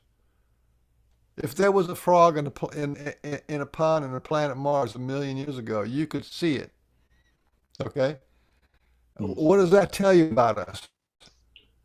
We're infinite. You know what I'm saying? And so, and that's because the remote viewing has the protocol practice, and they interpret the feeling that's already there. You see, you can go any point in time and any point in space. We're already there. So it's the idea is being able to use our sensations, use our emotions, and use our imaginations, and to create a reality in the future. We can do that. That's what a time lord is. Or to go back to the past, something that was devastating, and you can completely change the emotional outcome. You may not change the fact is the fact, but you can change the emotional outcome, and you can change the response to that, which radically changes the whole thing. You absolutely can heal all the trauma from the past with your imagination and your emotions alone. right. Okay, thanks. Yeah. Okay, any more questions? That's good. I like you guys' questions. Good questions. I was going to say, you've got a blueprint. You may not actually remember it, but you can access it. It's all recorded in the subconscious. But think back when you were in the high chair. Even if you don't remember it, it's easy to grasp as a concept. Now, at some point, we learn by example. You see your parents eating using a knife and fork or a spoon. You make that conscious choice inside yourself that you don't want the spoon being shoved in your mouth. You want to hold the spoon and you want to master it. Then you have the fall from the fall of the Tower of Babel, because you put the same idea into wanting to learn to walk. So physically, once you're at that high chair, you've dropped, but you're still babbling because you haven't mastered the language. But it's just repetition. Nobody comes to the table, for example. So it's drummed into you. So this is self-programming. So the picture I paint in my mind, I do like King Arthur and the Round Table. So I've got 12 knights, 12 cranial nerves, and one of them, Ludwig, Beethoven apparently had quite a fearsome temper, so he appears like that. Now, as things come up, past memories, maybe at school harsh words said, "Oh, you're rubbish at football," or whatever it is. You just say to yourself, well, to that character in your mind, that's just your opinion, and just watch them dissolve and fade. The world is a stage, and you create. We're projecting into the mind, so these characters will come up, whether you keep them alive or not, or whether you dissolve them. The way I describe it is, you can't land a 747 on a cluttered runway. A white dove isn't going to land on a rubbish heap. There's nowhere for it to really solid for it to stand. So you create a new environment. This is testimony of it, because you're putting out an energy and you're attracting the same energy back with the people like here. So this is fantastic. Anyway, Well, you got it really dialed in right, and I use that same thing as your mother fed you with a spoon, right? We get told no, right? We get told no in one form or another 56,000 times growing up. This is a lot of negative programming. No, stop doing that. I can't do it. You got to finish your dinner first. Go clean up your room. No, you can't do that. You don't get outside. You got to, right? No, no, no, no, no, no, no. Okay, so it's just like he was saying, you get fed with a spoon as a child, and at some point you reach over and you grab that spoon and you start feeding yourself, right? That's a big deal, feeding yourself. But you get this no, no, no, no, no, no, no business going on in all kind of forms and all varieties, sometimes with tears, sometimes you're rebellious and all, whatever it is. So what was done to you sticks to you. What was done to you hurt people. And what was done to you stick to you. And the first thing that you do with what was done to you is you do it to yourself, right? And then the second people that you do it to is your children. This is how generational trauma happens. So you get this negative programming, and then you incorporate it, you internalize it, and you do it to yourself. If you're getting no, no, no, then you end up subconsciously saying no, no, no to yourself. I can't do this. I'm not smart enough. I'm not rich enough. I'm not pretty enough. I'm not handsome enough. I'm not strong enough. Or I'm only alone. And right, you have all these excuses, and the excuses are coming from what was done to you. Yeah.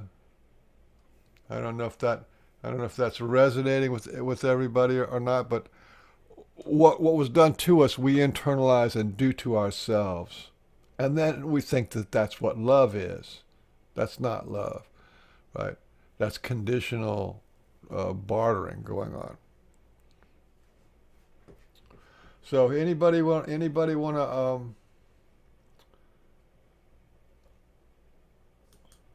do some how? Go ahead. Just this idea, to me, love is a loaded word, and you're explaining part of why it's loaded for me. The oldest saying is that you get smacked by the parent. This is harder for me than it is for you, kind of thing. And then they tell you they love you, or they're doing it for your best interest. And you don't. What is it? I don't want you to go through what I went through. And it twists all the words that are supposed to be a beautiful meaning, like I love you, Michael. And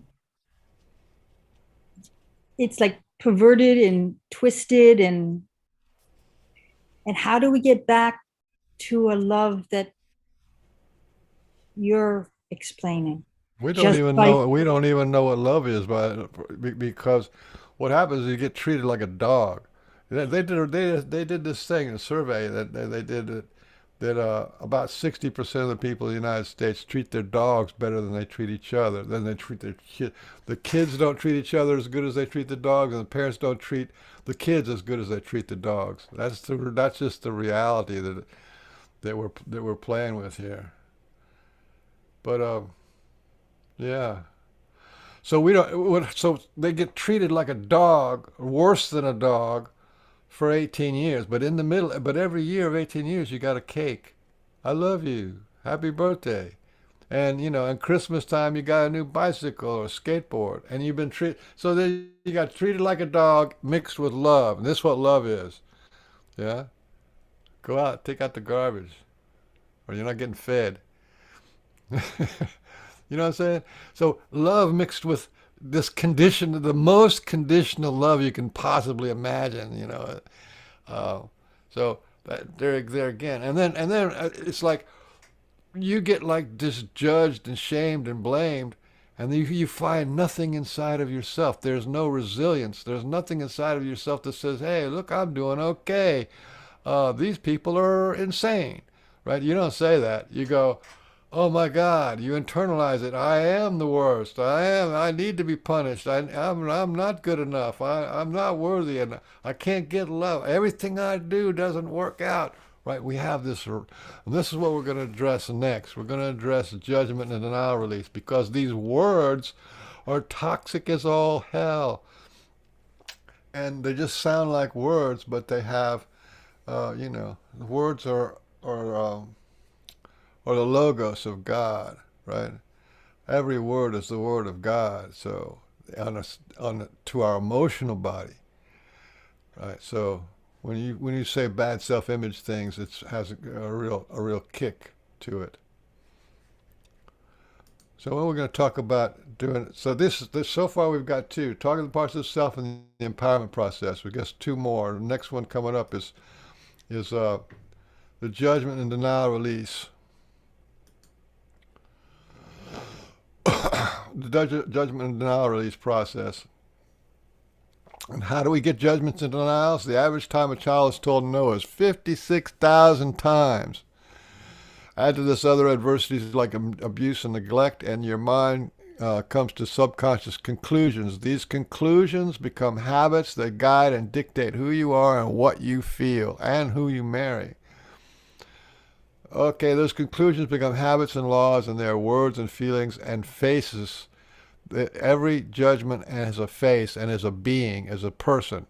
Judgments and denials. They live in your subconscious as your intentionality, and your intentionality is your power to intend. What the group of people that are in your intentionality control whether you can intend anything good or bad in your life. Okay.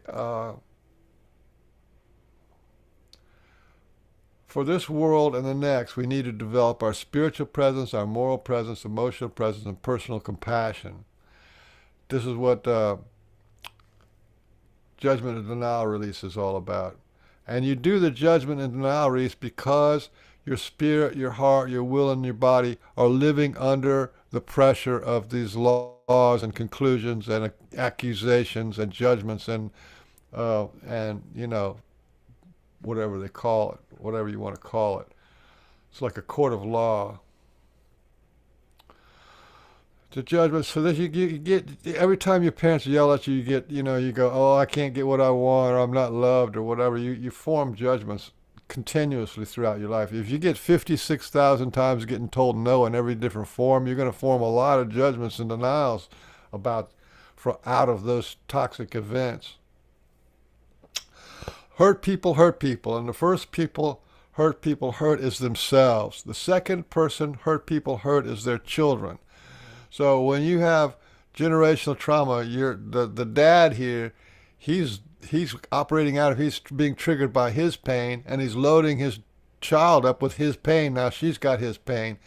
This just is a mess. It's like 65% of the people in the United States are on psychotropic meds, pain meds, stress meds, because of the same shit like this, and because we live in a pretty toxic culture.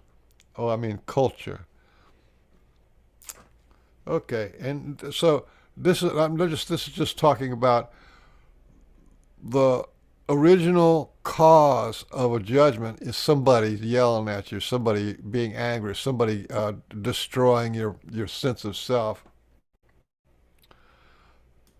So, what is intentionality? Intentionality is the power to intend.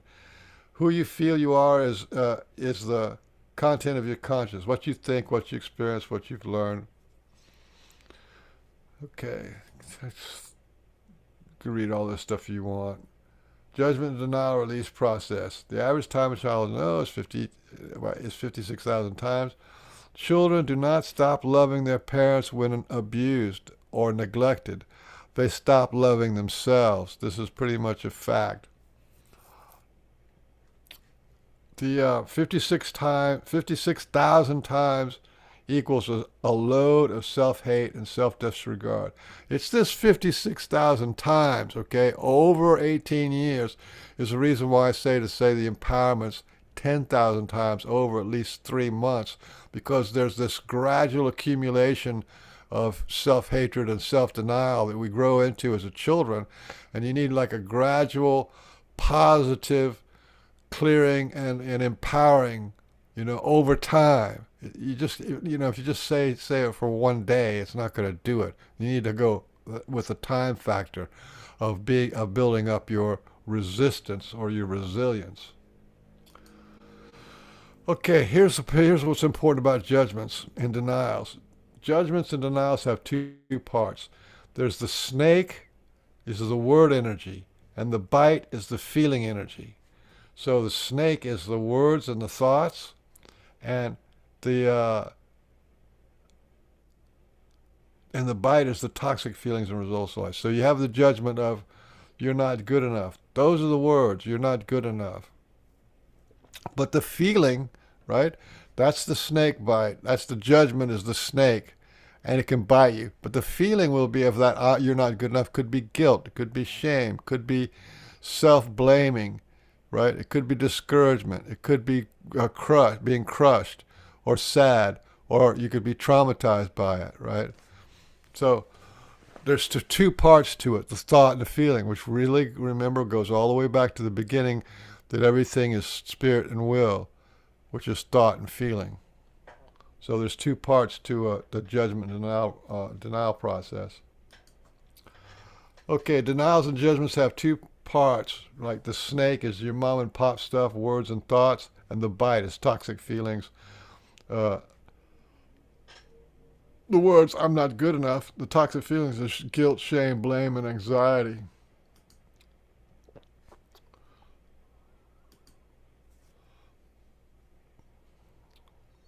Turn that on. So you have the snake. The snake is the judgment, right?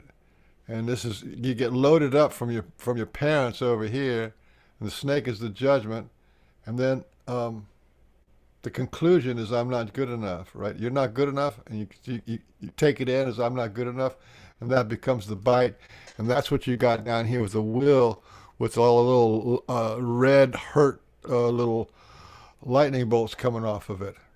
And then that's how you get shame, because you have inside your intentionality and your subconscious, I'm not good enough. That produces guilt, shame, blame, grief, anxiety, whatever it is. And again, Michael, yeah. would you go back to that last page? This one? No, the page that you were just talking about.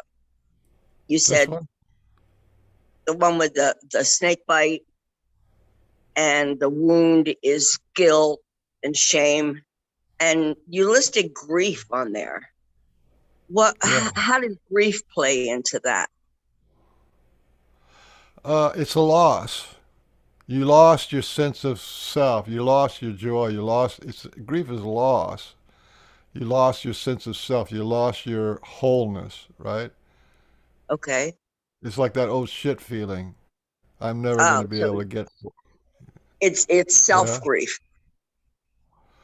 Yeah, it's not grieving over the dog died. It's grieving over your childhood is screwed. Gotcha. Thank you. Thank you. Okay, and again, this is from the other thing I did. This is kind of what it looks like inside. When you hear judgments, the judgments are formed out of something that looks like this emotionally on the inside.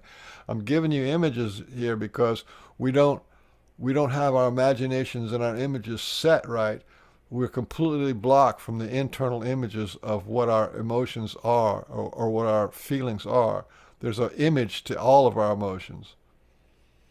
And okay, again, going back to the judgment and denial release process, all healing, all wounding happens from the outside in, and all healing happens from the inside out. This is an inside out thing. All wounding happens automatically, subconsciously, non-verbally, and invisibly. And with the judgment and denial process, automatically becomes deliberate, subconscious becomes conscious, nonverbal becomes verbal, and invisible becomes visible. I hope you're seeing now that I'm repeating a certain pattern. And the pattern is the reverse of how you got wounded. And when you repeat the pattern of how you got, when you reverse the pattern of how you got wounded, you get unwounded. It's pretty simple when you look at it that way. And judgment is like a court of law. It's also like has the overtones of God, and if a judge proclaims you guilty of what you're being judged for, then you got to go to jail or pay a fine. And every judgment implies guilt, and guilt demands a sacrifice. You know, you'll say if you're in a court of law and you get said guilty, the guilt demands a sacrifice. You're going to go to jail. You're going to get fined. You're going to be curtailed in one way or the other. Guilt demands a sacrifice, and you are the sacrifice. You and your liberty to be fully you. You're forced to feel shame, forced to suppress your feelings. You're denied access to the real self-love. You're forced to be afraid of more judgments. You're kept from feeling a worthy part of society, and guilt demands that you cannot live in joy and peace for long. The guilt's a real pesky thing. It's not what's wrong with you. It's 100% what happened to you. And these are some of the things that, like anxiety disorders, agoraphobia, claustrophobia, all these are anxiety disorders and affective mood disorders. They are caused by the judgments and beliefs that are held inside you with a snake and the snake bite. And that is the sacrifice to the judgments and denial. So, and here you go. It's not what's wrong with you, it's what happened to you. So substance dependence disorders and addictions, self-perception, self-identity order. There's the snake bite, right? That's the sacrifice for the altar of guilt, right? That's the sacrifice of judgments, imply guilt, and then something has to be sacrificed, and you are the sacrifice. These things are pretty serious because, it screws the pooch if you just leave it go on for long, and you don't realize you've been denied the realization of how to solve these issues for yourself. You think all this junk is you. None of it is you. Psychotic thoughts, disorders, sleep disorders, that's the snake bite, and that's the sacrifice to the altar of being judged, a judgment and denial. Toxic events become bonded trauma and undischarged traumatic stress. The word here is undischarged traumatic stress. So you got to discharge your stress. That means scream and yell and shout. The events are the words of judgment denials held in a place by pain and anxiety. This imprint can happen even before birth in an early life. Behavioral self-regulation, attention disorder. So anyway, you get the whole story, right? Now, when you have traumatic stress, when you have traumatic pain, CDC did a big deal on this. They did the world's largest survey, and they found out what the number one factor for disease is. You hear this? The number one factor for disease is adverse childhood experiences. That means the trauma, the emotions, and the judgments and denials that hold all that stuff in place for so long. And here's the list. Asthma, cancer, Kellogg's disease, chronic fatigue, coronary heart disease, diabetes 1 and 2, fibromyalgia, hypertension, irritable bowel syndrome, liver disease, lupus, multiple sclerosis. You get a stroke, sleep disorders, thyroid. These are all caused by emotional issues. They're all caused by judgments and denials and repressed trauma. This is facts. This is from the CDC website. They're telling you what it is. And meanwhile, you got the media out there trying to add more adversity in childhood trauma to you. That's the sacrifice. Your health is your sacrifice to these judgments and denial. So take this next section of how to do a judgment and denial serious. So what is a denial? Judgments and denials are exact same words.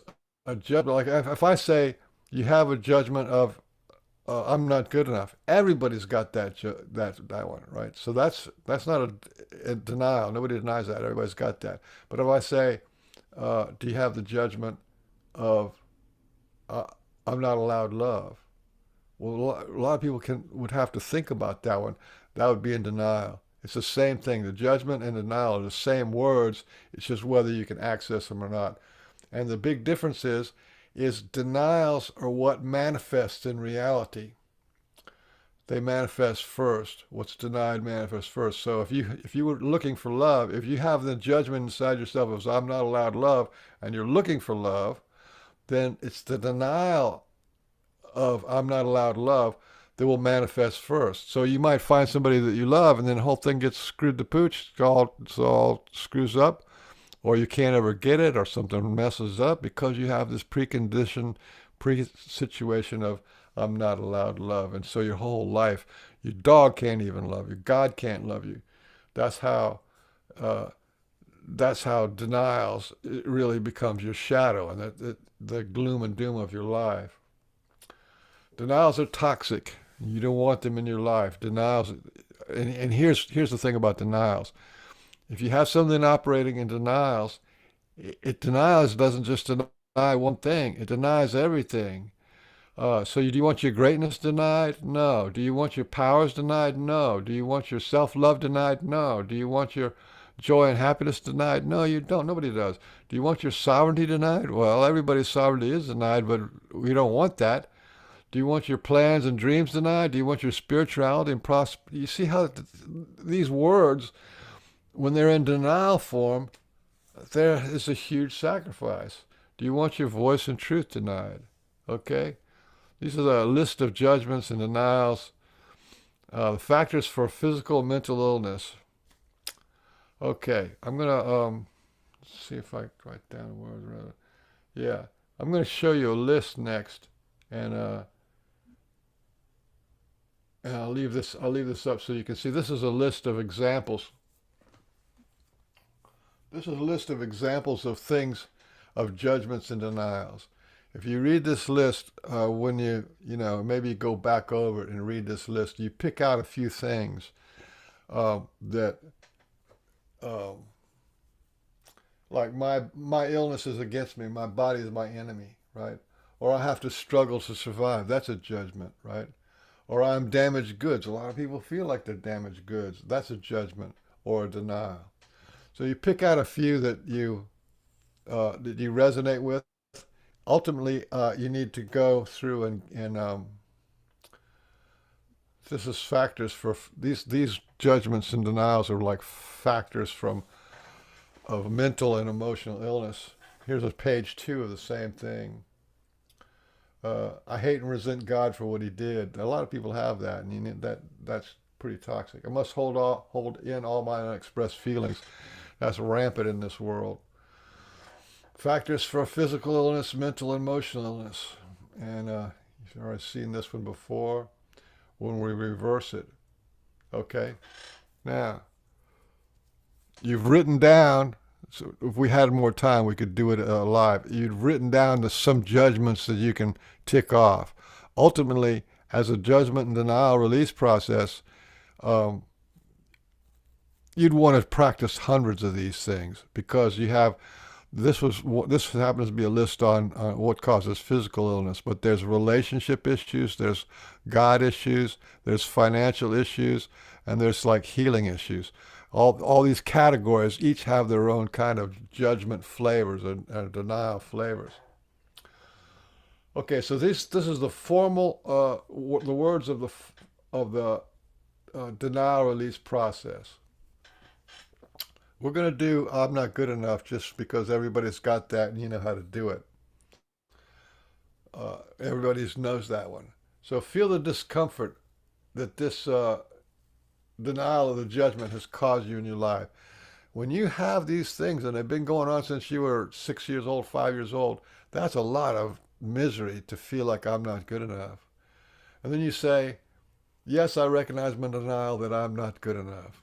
That's what I'm putting in there. This is the form. Then you say, yes, I offer loving acceptance. Acceptance is what opens the door for change.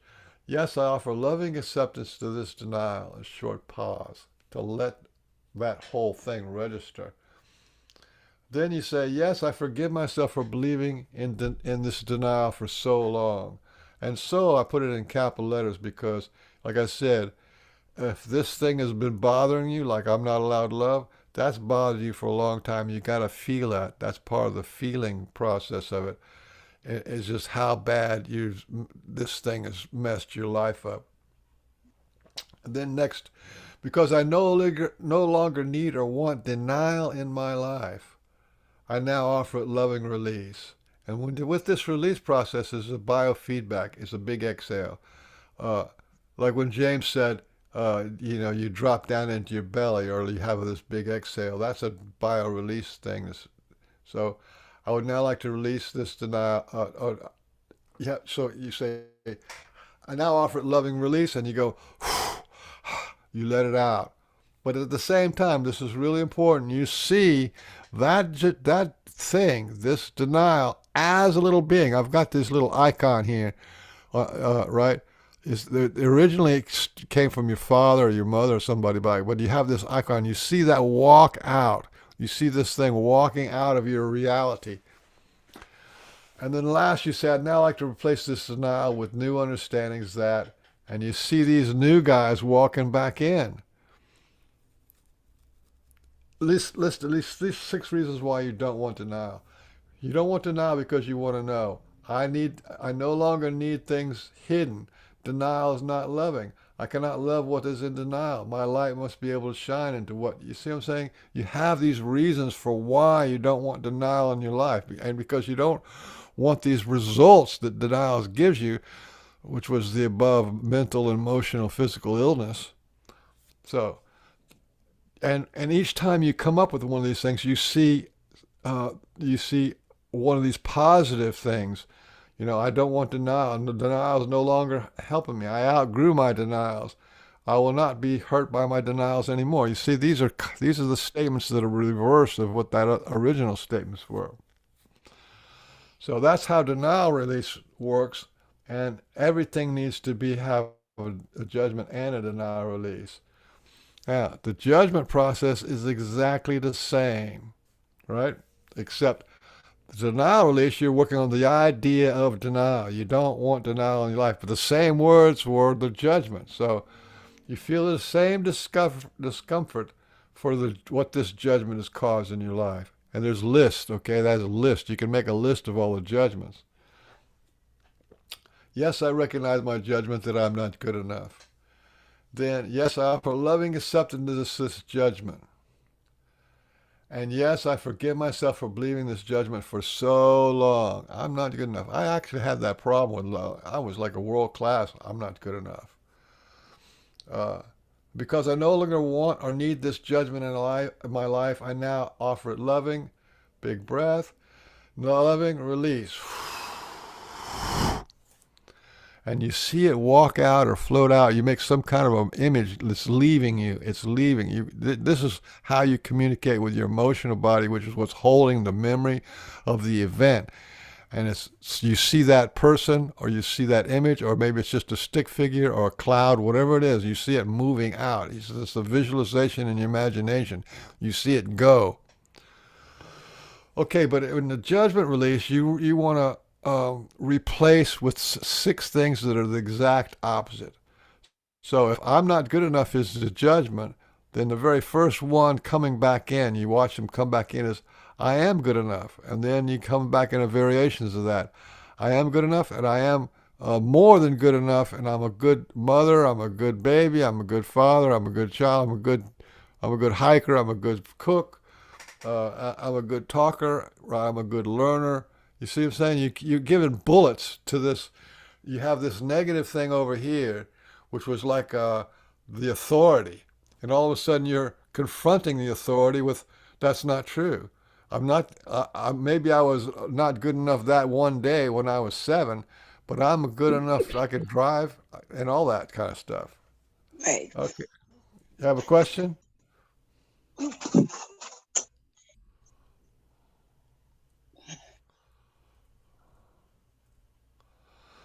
Here's a reason. Here's another list of judgments for not doing the work. I'll put this up there so you can look at them later. We don't have time to look at it now.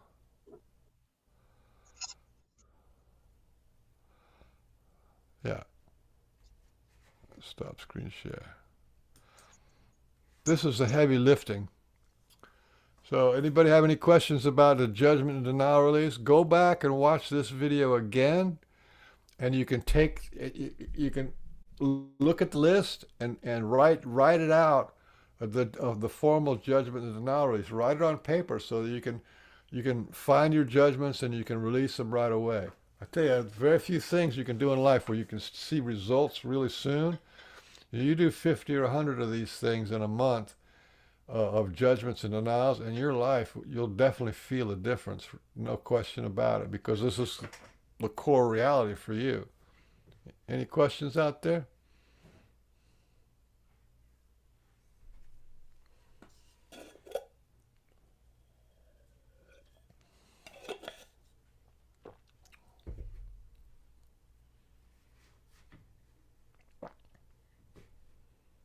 Well, it looks Okay. like everyone is very enamored and probably trying to digest everything, and Yeah, we've kept around. this is a Yeah, we lot to got put it. This really should be broken up into 4 days instead of 1 hour. But let me just breeze on right, through but here. like you said, you can go back and listen to it and go over Yeah, it, and the information's all there. So yeah, yeah. that was great, Michael. It really put in all the details. Now the last one we have is emotion release. We got time to do the emotion release one? Sure. If anybody Uh, needs to leave, of course they can leave, and they can Yeah. watch this later. So yeah, go for it. Okay, because now it's like 10. It's already 2 hours, but um, maybe went too long. But I feel like I'm rushing it because there's so much information here. But just to give Yeah, everybody, go with it. It's not a just to give problem. give everybody a little overview of Yeah, you it's know, great to have it all in one video, and like you said, people can watch it in parts, whatever. It's perfect. So yeah, yeah, go ahead. you're learning a new language, you're learning a new way of being, and you're learning imagination, and you're learning feeling, and compassion and all this kind of stuff. You just that stuff you don't pick that up in one afternoon or one quick look.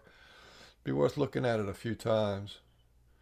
Okay, you can see this finding your lion heart and going full collie. This is what's called retrocausality. This is where you become a time lord and a lot of other things. So let's see.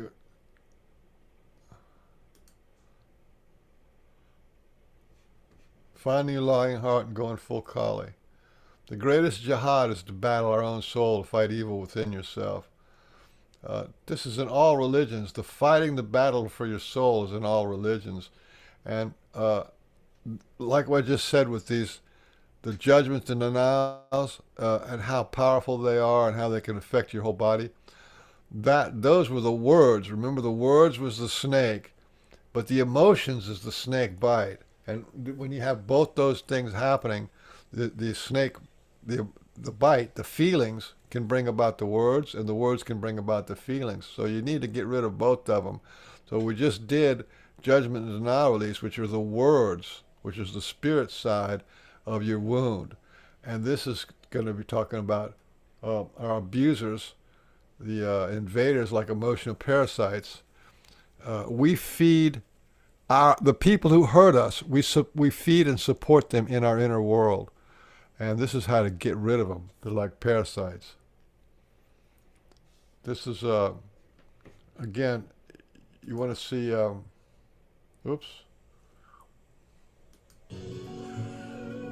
This is what a little emotional meltdown looks like. And the roots for me of finding Lionheart and going for Collie was Alec Rubin. He was from the Theater Within, and he was an actor studio in New York, and he was one of the Fritz Perls and the Human Potential Movement. And he also taught primal therapy up and down the East Coast as one of the great exponents of the primal therapy ever. So, and I worked with that guy for about 3 years, basically. And from him, I developed a lot of the process work and body work and stuff like that. I'm not gonna read that. What is emotional release work? This is important. What is emotional release work? Is catharsis, purgation, to purge, and abrogation. And catharsis is a term in drama. This is real important. Remember, we started off when we were talking about the hero's journey in your story. Your story is on the stage, and the stage has people, it has a ground, it has a world, and it has a God. It's, this whole stage production. So catharsis is a term in dramatic art that describes the effect of tragedy or comedy and other artistic forms, principally on the audience. The drama, as actors on a stage, portray tragedy, but catharsis is also had by the culmination of the fight scene in the hero's journey. So you want to have catharsis. Catharsis means to heal, or the purification or cleansing of the emotions, right? This is not new stuff. This goes back to the Greeks. And purgation, the act of purging, to be clear of guilt, to be clear of ceremonial defilement, and to make free from something unwanted. So that's what emotional release is about. It's about this catharsis and purging and heal. You have to feel it to heal it. The more fully you feel it, the better. So there's a lot of different kinds of emotional release, and one of the kinds of emotional release is what they call toning. Emotional release uses thought, images, and feelings. And if you look dive into A.R. Borden and John Stuart Reed. So this is the sound. Toning is the sound of wounding, the sound of your wounds.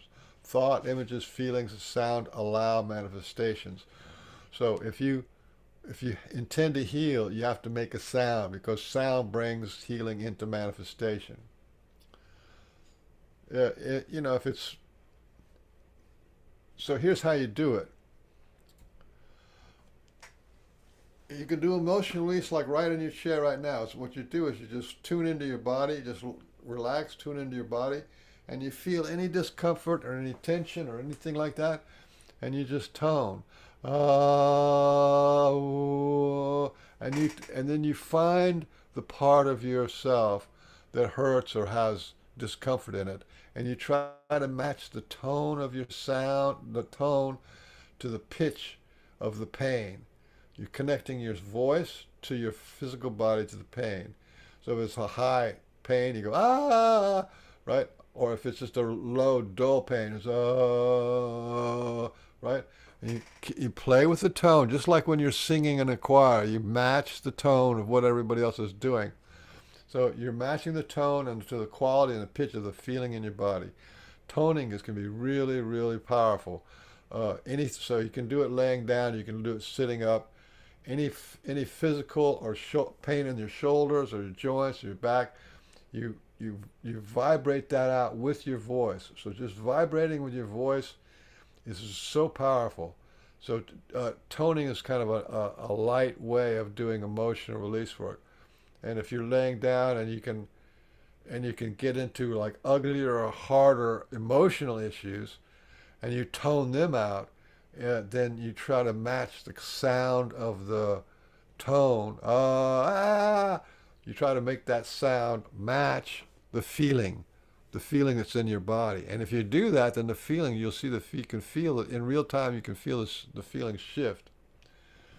Then if you get triggered into really heavy ones, then you might want to put a pillow over your face, and there you go. You get put a pillow over your face, and and then you can scream into that pillow and be as loud and whatever. And if it's stuff like grief and sadness and anger or whatever, uh, because you've been hurt and pushed around, and you're doing all this kind of moaning and groaning and grieving kind of thing, or sadness and pain kind of thing, at the end, always try to find your anger. Try to find your anger and rage because you were hurt by somebody. And if you're hurt by somebody, you need to respond by being anger. So you, at the end, you move your anger and rage at your primal target, whoever hurt you. Okay, what are the rules for emotional release work? Stay safe. Do not hurt yourself. Do not break anything in your house. Don't hurt. Emotional release work is for healing your emotions. It's not for breaking dishes or breaking people's glasses or something. Keep it an inside job. Your movement and pain is inside you and healing is inside you. Never go face to face with your abuser. And I mean, this, or anybody in the real world. This is an inside job for you. No face to face, no phone to phone, no text to text. It is about you healing you inside of you.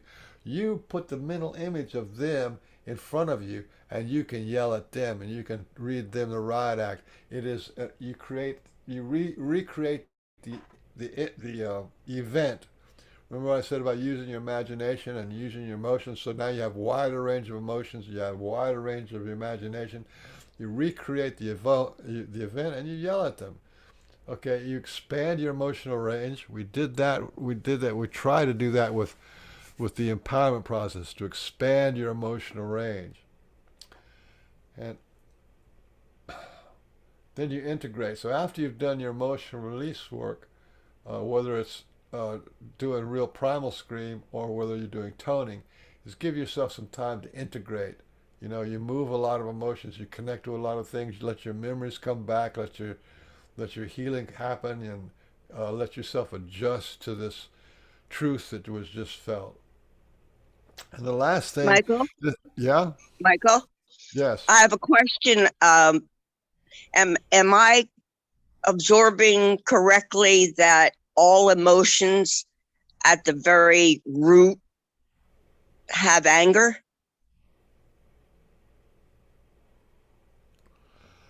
they don't have anger, but they need anger. You need to have anger because you are reliving or revisiting a traumatic event that happened to you. And Right. whenever somebody hurts you, when they hurt you, just like if somebody hurts your child, you pretty much going to get pissed off and say, "Stop doing that. You had no right. Don't touch my child. Don't touch me." So anger is the right response for being hurt, no matter how far back you got to go, whether it's in the crib, whether it's in the womb, whether it's another lifetime. It's okay to use anger because anger is part of love. Gotcha. Anger says, "I will not let you hurt me ever again." That's what anger says. Right. Okay, then the last thing after you do your emotional release work and you kind of, integrated the understandings and the new energy, is celebrate your success because this is not a chore. This is not some horrible thing. This is a liberation of bonded feelings. You liberate the bonded trauma. You liberated the undischarged traumatic stress. You're expressing that, right? This is a celebration. This is a victory. This is a goal. This is a liberation. And so you need to give that to yourself. So you're saying to your spirit, heart, will, and body, this is what we want. This is our victory. This is the goal line. We've done it. We did emotional release. We let go of. We saw this, the catharsis. We had the catharsis and the purging, right? And that's a success. That'll make a nice loop for you. So it's not like a traumatic just doing your emotional release work. Unexpressed emotions will never die. They're buried alive, and they will always come out later in uglier ways. That's Sigmund Freud. Mhm. Express what was suppressed. Feel it to heal it. Daddy, your drama. Mama, your trauma. Screaming and yelling at your abuser in your imagination. in your feelings, in your imagination. Grieving, crying, moaning, that's your pain. Whatever the pain is, that let that out. Let it out. Cry like a baby, and then you can sleep like a baby. This is the natural thing we do as human beings. We are born crying, and we don't start dying until we stop crying. So rage into blind rage is to a murderous rage. You move your emotions until the end when they change. So a lot of people have this a big taboo. That's a huge taboo. Babies shouldn't cry. Men shouldn't cry. Women shouldn't cry. Everybody's telling everybody to stop crying, because if we actually heard the whole world crying the way it needs to cry, you would realize that 66% of the people are living a life not worth living, and they have to eat drugs just to get up and do it every day. We need to hear people cry, and that's for sure. Go out in the park and do it if you have to. Finding a loving heart and going full color is the emotional catharsis of acting out a fight scene. Okay, the fight or flight. You're going to give it a fight scene. So the first one I told you about was just being in the chair, or laying on the bed, and just toning, right, and just feeling the vibration. This is nonverbal, just the sound. It's a words, no words, just the sound. But this one is where you get the real catharsis. You build a model. You build a stage play. It's part of your hero's journey. It's the fight scene of your hero's journey.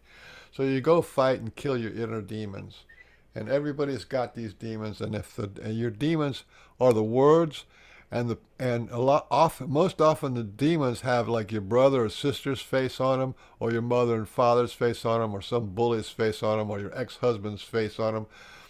You kill the demons of those people who hurt you. It's time to fight and rebel against the dying of your light. Remember me and fight. That's Lord Krishna. Move your rage until you find your terror. Move your terror until you find your rage. That's some quotes. I'm going to skip past a lot of this stuff because it's getting late. Finding your light heart and going full collie. Find a safe place to move your body and emotions loudly. Do not hurt your body. Find some safe place, a park or someplace, so you don't bang into anything. In your house with loud music playing, that probably gets you away. Or go to a park away from people. Drive to a safe place in the country. Check for actor studios or any kind of stage that you can use in your town. In your car works, but it's not so good for moving your body. Agreements with you get agreements to do emotional release work with your spirit, heart, will, and body. Note, if you want to move your emotions loud enough that's what you want. You want to move your emotions loud enough that the people call the police on you, right? Oh yeah, I've had the police call to my house a couple of times. Yeah. Well, I had 4 or 5 people there. You couldn't believe that the police shrank and stepped back when I told them what I was doing. It's like that they had fear on their face. When I told them, I have a whole room full of 4 or 5 people who've had sexual trauma and childhood trauma, and they're just trying to move out their feelings. These guys took a step back because the last thing they want to do is, in order to understand our feelings, they would have to feel their feelings. So here's what you say. If you're in the park and you want to do emotional release work in the park, you make a little sign or something. But if anybody steps up to you and says, "What's going on? Are you all right?" You just look at them and say, "I'm rehearsing parts of a movie that I am writing. It's about child abuse and child neglect." You just tell people that, and you just tell them you're rehearsing, and you can do it anywhere. So some things you're going to need probably is a notepad with a sketch so you can sketch out the kind of scenes you want to cover.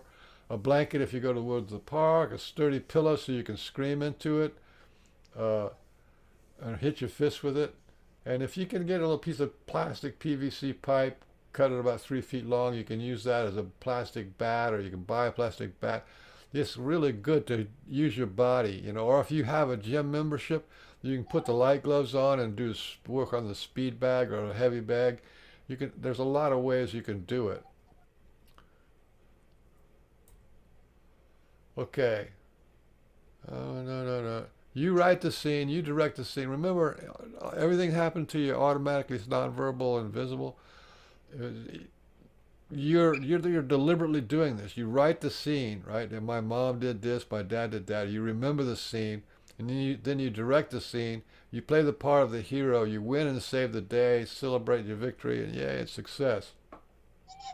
And here's what doing the full collie, you know, what they what do you call it?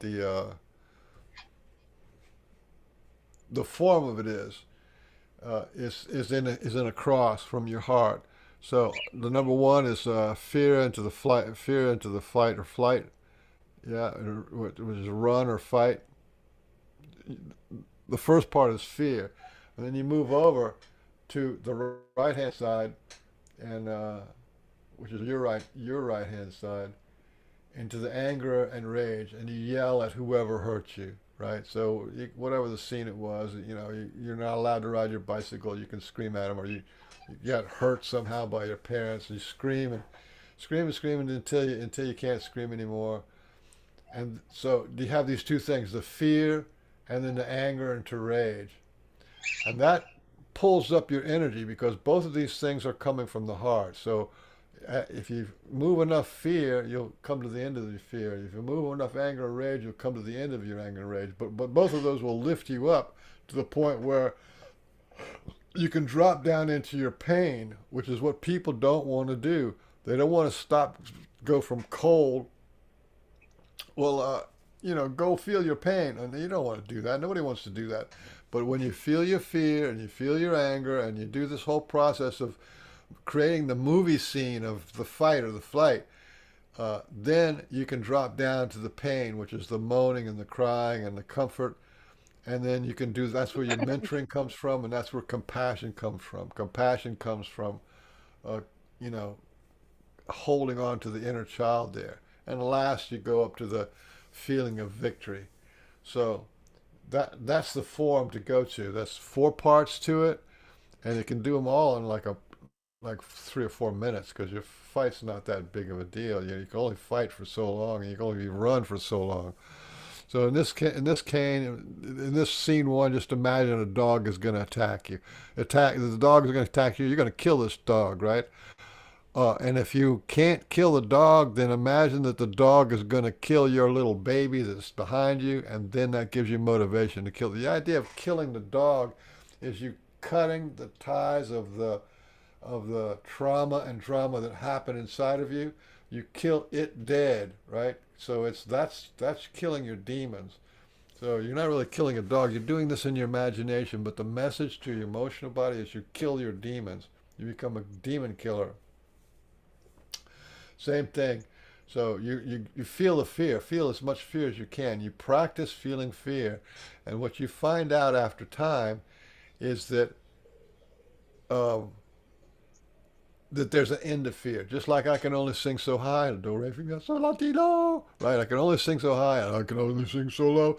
So I have a limit to how high and a limit to how low. Well, fear is the same way. Fear has an end to it. It's a limit to it, and if you reach out to the end of fear, then you're at the end of fear. There is no more fear after that.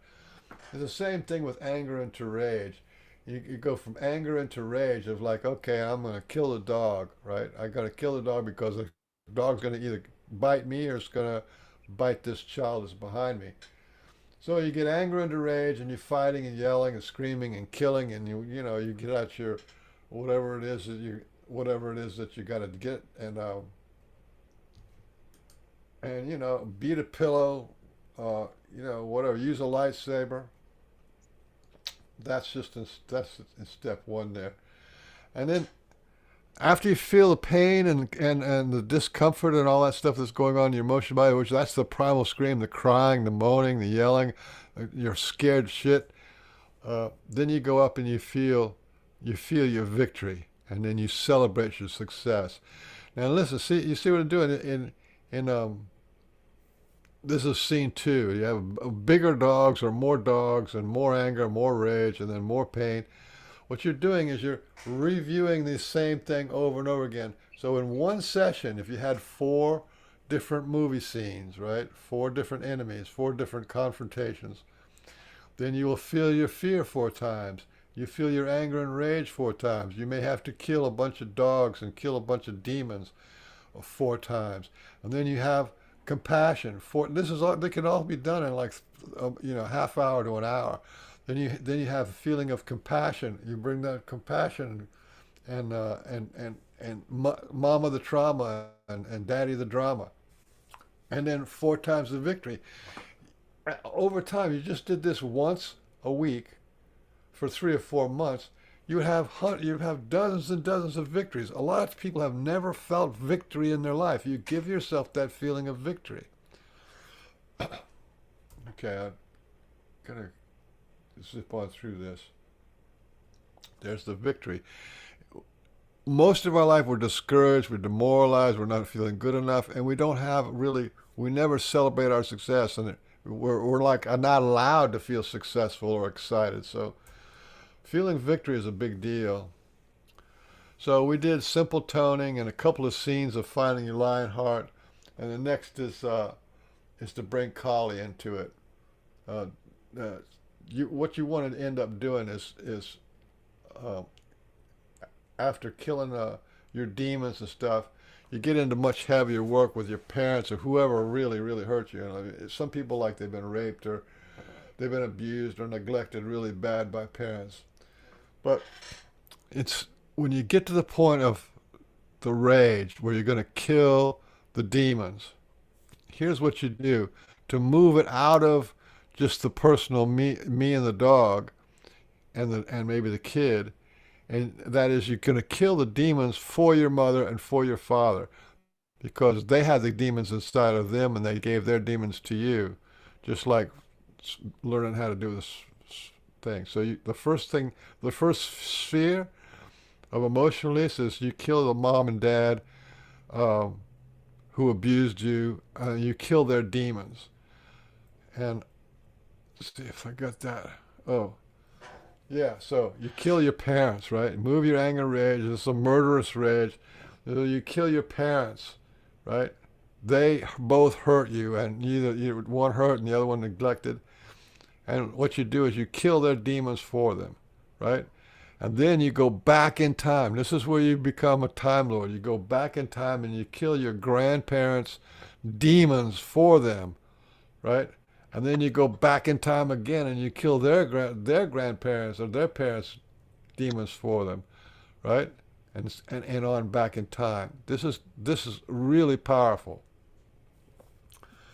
And to go full Kali, right? Emotional release. You do the same thing. You kill the demons of your mom and pop that have hurt you. The demons that hurt you was from your mom and pop, and you kill their demons. You kill their demons.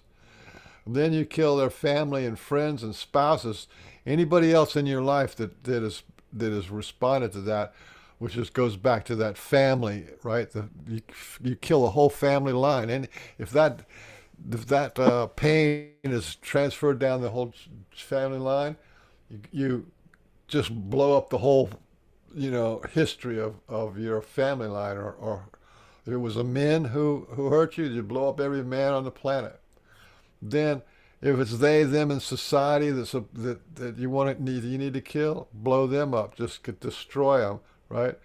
And then, if there's a world of pain that was created by your trauma, you created a world of pain, a world of suffering, a universe of a demon-created universe. You just blow that off. This is real important to do this. Then, if you have spirit realms, guides, masters, angels, demons, anybody who has never helped you, was not there for you, you blow them up, right? These are the demon masters. This is for both scene 3 and 4, so 2 warm-ups and then 2 hardcore. And then the last one is the good God and the devil, right? In your emotional body and your child body, if you're having bad things happen to you, it's because God did it to you, right? That's how it is emotionally to the little 4 or 5-year-old or 7-year-old. If God did that. So you have a demon God, your demon Lord, and you want to be able to kill. So you're killing from your parents all the way out to the universe, and then you kill the demon gods, right? And this Black represents everything's wiped away. So there is nothing inside of you that's connected you to your pain, connected you to your trauma. You have cut it, you've killed it, you've chopped it, it's gone, it's eliminated. This is very, very powerful time travel kind of healing. Okay, so I think that kind of covers it. And there's just more. You write the scene of what you need to do. This page right here kind of gives you the basic. If you want it, when you want to go do it, you can use this like 1, 2, 3, 4 pattern. And I'm gonna close up this. I think we're gonna close it up now. So let's get some questions. Any last questions anybody wants to? Josie in the chat wanted to know if you offered one-on-one sessions. I don't do one-on-one normally. I can give you advice on doing. I could give you advice on doing the process. I'm not a therapist. I'm not a counselor. I'm not a life coach, and I do not want to be. This is a process that I worked on for myself. I know it works. Thousands of other people know it works, and I don't charge any money for this. It's just this is what I do. This is what I understand. This is what has helped me. So I do not want to be a life coach, and I don't want to be I don't want to be responsible for that. But if anybody has an issue with the wording or with the process or how to do it, I can help you do that. But I'm not going to sit there and listen to your family story, because to me, all family stories are bullshit. I've seen so many family stories be changed, be evolved, be erased, and I've seen so much pain end. The pain ends. So here's the funny thing about pain. Pain is absolutely the most real thing in the universe. You stub your toe, that's real. You have a broken heart, that's real. But when you end your pain, it is as if it never happened. And I'm at the point now where I don't want to hear how bad Uncle Nasty treated you. I don't want to hear that your trials and tribulations. God knows I have compassion for everybody, but it's just that's not the kind of life. I want to protect my will and my spirit, right? I do not want to load up other people's stories onto the story that I have now, that it took so long for me to purge, took for so much catharsis to rid myself of the sad story. So that's why let this. Some people like doing that. It's like psychiatrists and there's some great life coaches, great past life people, and great life coaches. There's all that stuff is out there. It's just not my thing. Well, what is your email address if someone has a question? Because not everybody's on Facebook. Oh yeah, my email address, if somebody has a question, is tv3877@yahoo.com. And I'll put that in the description too.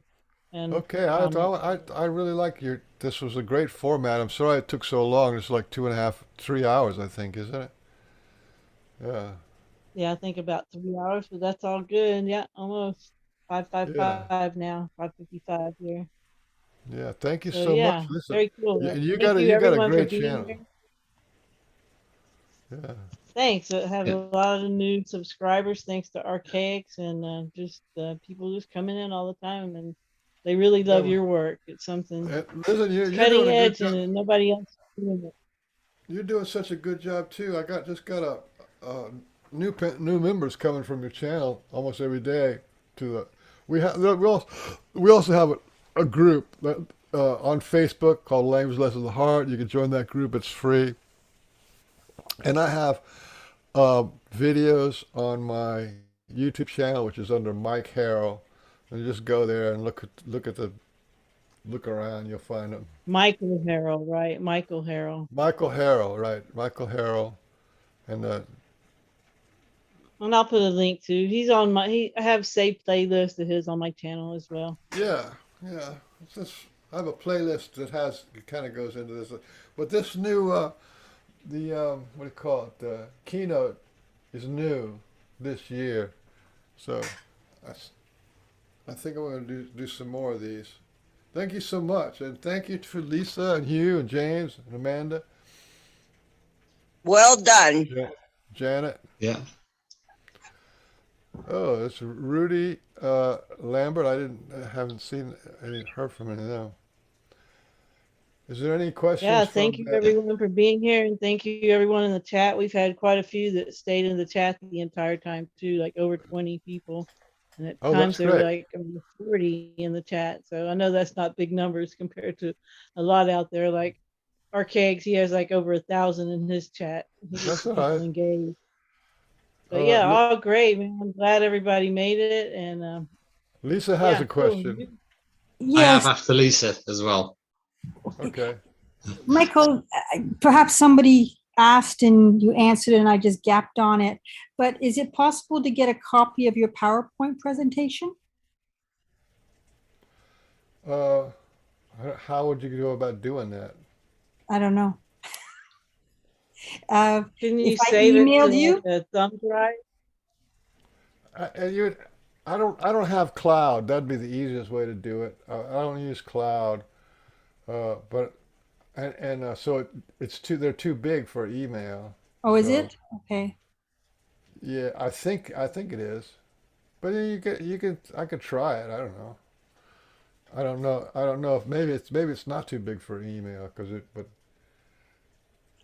initially I was taking screenshots, but it was going, I missed some of them, and then I thought, I'll just let it go. You'll just get what you need to get in the moment. And well, you can go back and watch the video and get more screenshots too. So listen, the level that I'm at, you're not going to get there for years. It's just do the work any way you can. Is allow yourself to make mistakes and adjust or whatever. Just if you do these 4 processes, you're going to get results.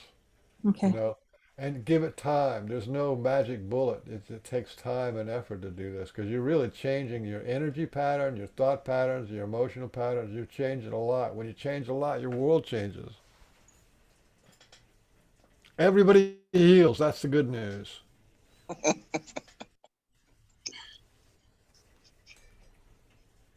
So did you want to say something? Yeah, all it is, on the techniques again, on the last part, you were talking about release from the past and so on. I was just wondering if it can be used. This is very easy for me to release things that anger you about authority and knocking down on freedoms in the last few years. I'm constantly getting riled up at home here and I'm on my own, but I release it, get angry, but it's still there. And each time it seems to build up further. And I thought, well, that would be easy to tap into, much easier than actually, which I would do as well, obviously your past and all those things. Would that be a starter? Just trying to get over. Give me an example of what you do. Yeah, right. Without wanting to shut down the channel because eventually anything, but in the last few years they've demonized people who don't do certain things. Right. Or in my area, I used to work in the Met Office, so I'm into science, but a lot of it is rubbish what they're coming out with, in my opinion, with facts and stuff I could mention. So these things constantly, and there's no comeback, there's no freedom of your expression, of your understanding. I am so glad you're talking about this. Yeah. Because it would only take probably less than 500 people because look, we've been getting psychological warfare for the last 6,000 years, right? Psychological warfare. This whole idea of a king and the divine right of kings and the serfs and the slavery and wars and all that kind of stuff. We've been getting hit really hard with this for a long time. But if you can use your imagination and your mind and imagination, you can target those guys. First, I would work for you personally. First, I would work with your mom and pop stuff just to warm up, to get into something real for you, so it's not completely abstract. So you go from something real, and then you move it out into the government or the medical industry or whoever, the CIA or whatever it is out there that you want to target. and definitely do it. And that's what I showed you, those circles where you go, the mom and pop, and then the family, and then goes out, to the community, to the world. You want to blow up their world, and you want to blow up their God, right? You want to be a God. You want to be a destroyer of worlds, and a God killer, and however viscerally, somatically you can experience that, it has an impact on the external world, no question about it. So, and it's like a really satisfying thing to do. Listen, here's what happened I think it was the early '90s. I was doing emotion release work at the house, and we had like 4 people, and including myself was 5, and we're because it's whatever. So we're doing emotion release work, and it was a really particularly good session, and I heard that there was going to be a hurricane coming. So the session was over. We're talking. I said to the people, I said, this hurricane out there. If we do emotion release work and we have so much catharsis, let us open up and and allow Mother Nature to release her emotions through this hurricane, right? And it was sitting off the coast of Florida as a Force 1 hurricane. Within 4 days, it was a Force 5 hurricane. That thing went right down my street directly over my house, and it was called Hurricane Andrew. And everybody in that room, they understood that it was our openness, our acceptance for our emotions. We accepted the responsibility. We accepted our emotions fully, and we accepted Mother Earth, Mother Nature fully, and this thing went right over my house. And yeah, it was like a really horrible thing, but it was the last time that the FEMA camps paid out like they did. Everybody got new houses and stuff. But that's how powerful it is. Even one person going out there so that was like and somehow that was like on a positive timeline. But when you look at the negative predator, but predatory banks, predatory medicine, predatory government, and all that kind of stuff. When you look at the predatory reality, and you go after them, it's completely cool to do that, because what it'll do for you is that it'll break that connection of the snake and the snake bite. It puts you in this position of power. But what it does outside is it ripples out. It ripples out and it touches them. There's no question about it. When people do this emotional healing work with a man and woman and a child, and they balance all their stuff out and they release all their emotions, the child flourishes, because there's not a resentment factor built up or a fear factor built up inside the child. It's just magic. This is energy work. That's why I say this is Time Lord work. You're like a Time Lord, you know. So go for it. If you can do it, go for it. And use as much violence as you want. Get a stick, a lightsaber, or drop bombs, a napalm, explode the whole thing. You have that Death Star. Remember the Death Star from the Star Wars? Blow that whole thing up, blow their reality apart. That's what they need. If anybody needs their demons killed, it's those guys. They're the most lost, confused, broken people in the world. They need their demons killed for them. Right. And then victory. Yay!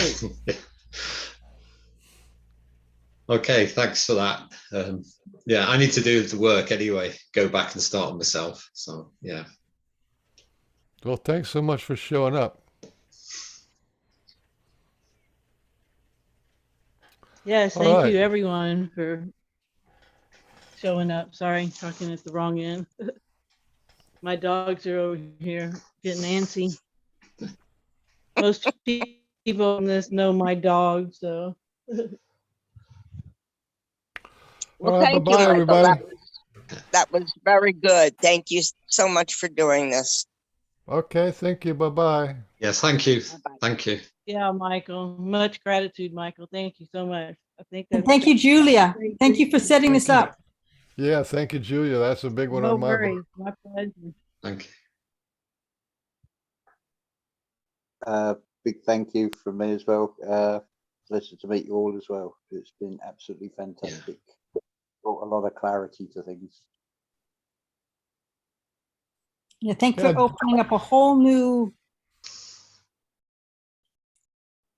It's kind of like the sky opening. It's kind of just something opening up. So thank you so much, Michael. And again, thank you very much, Julia, for setting this up.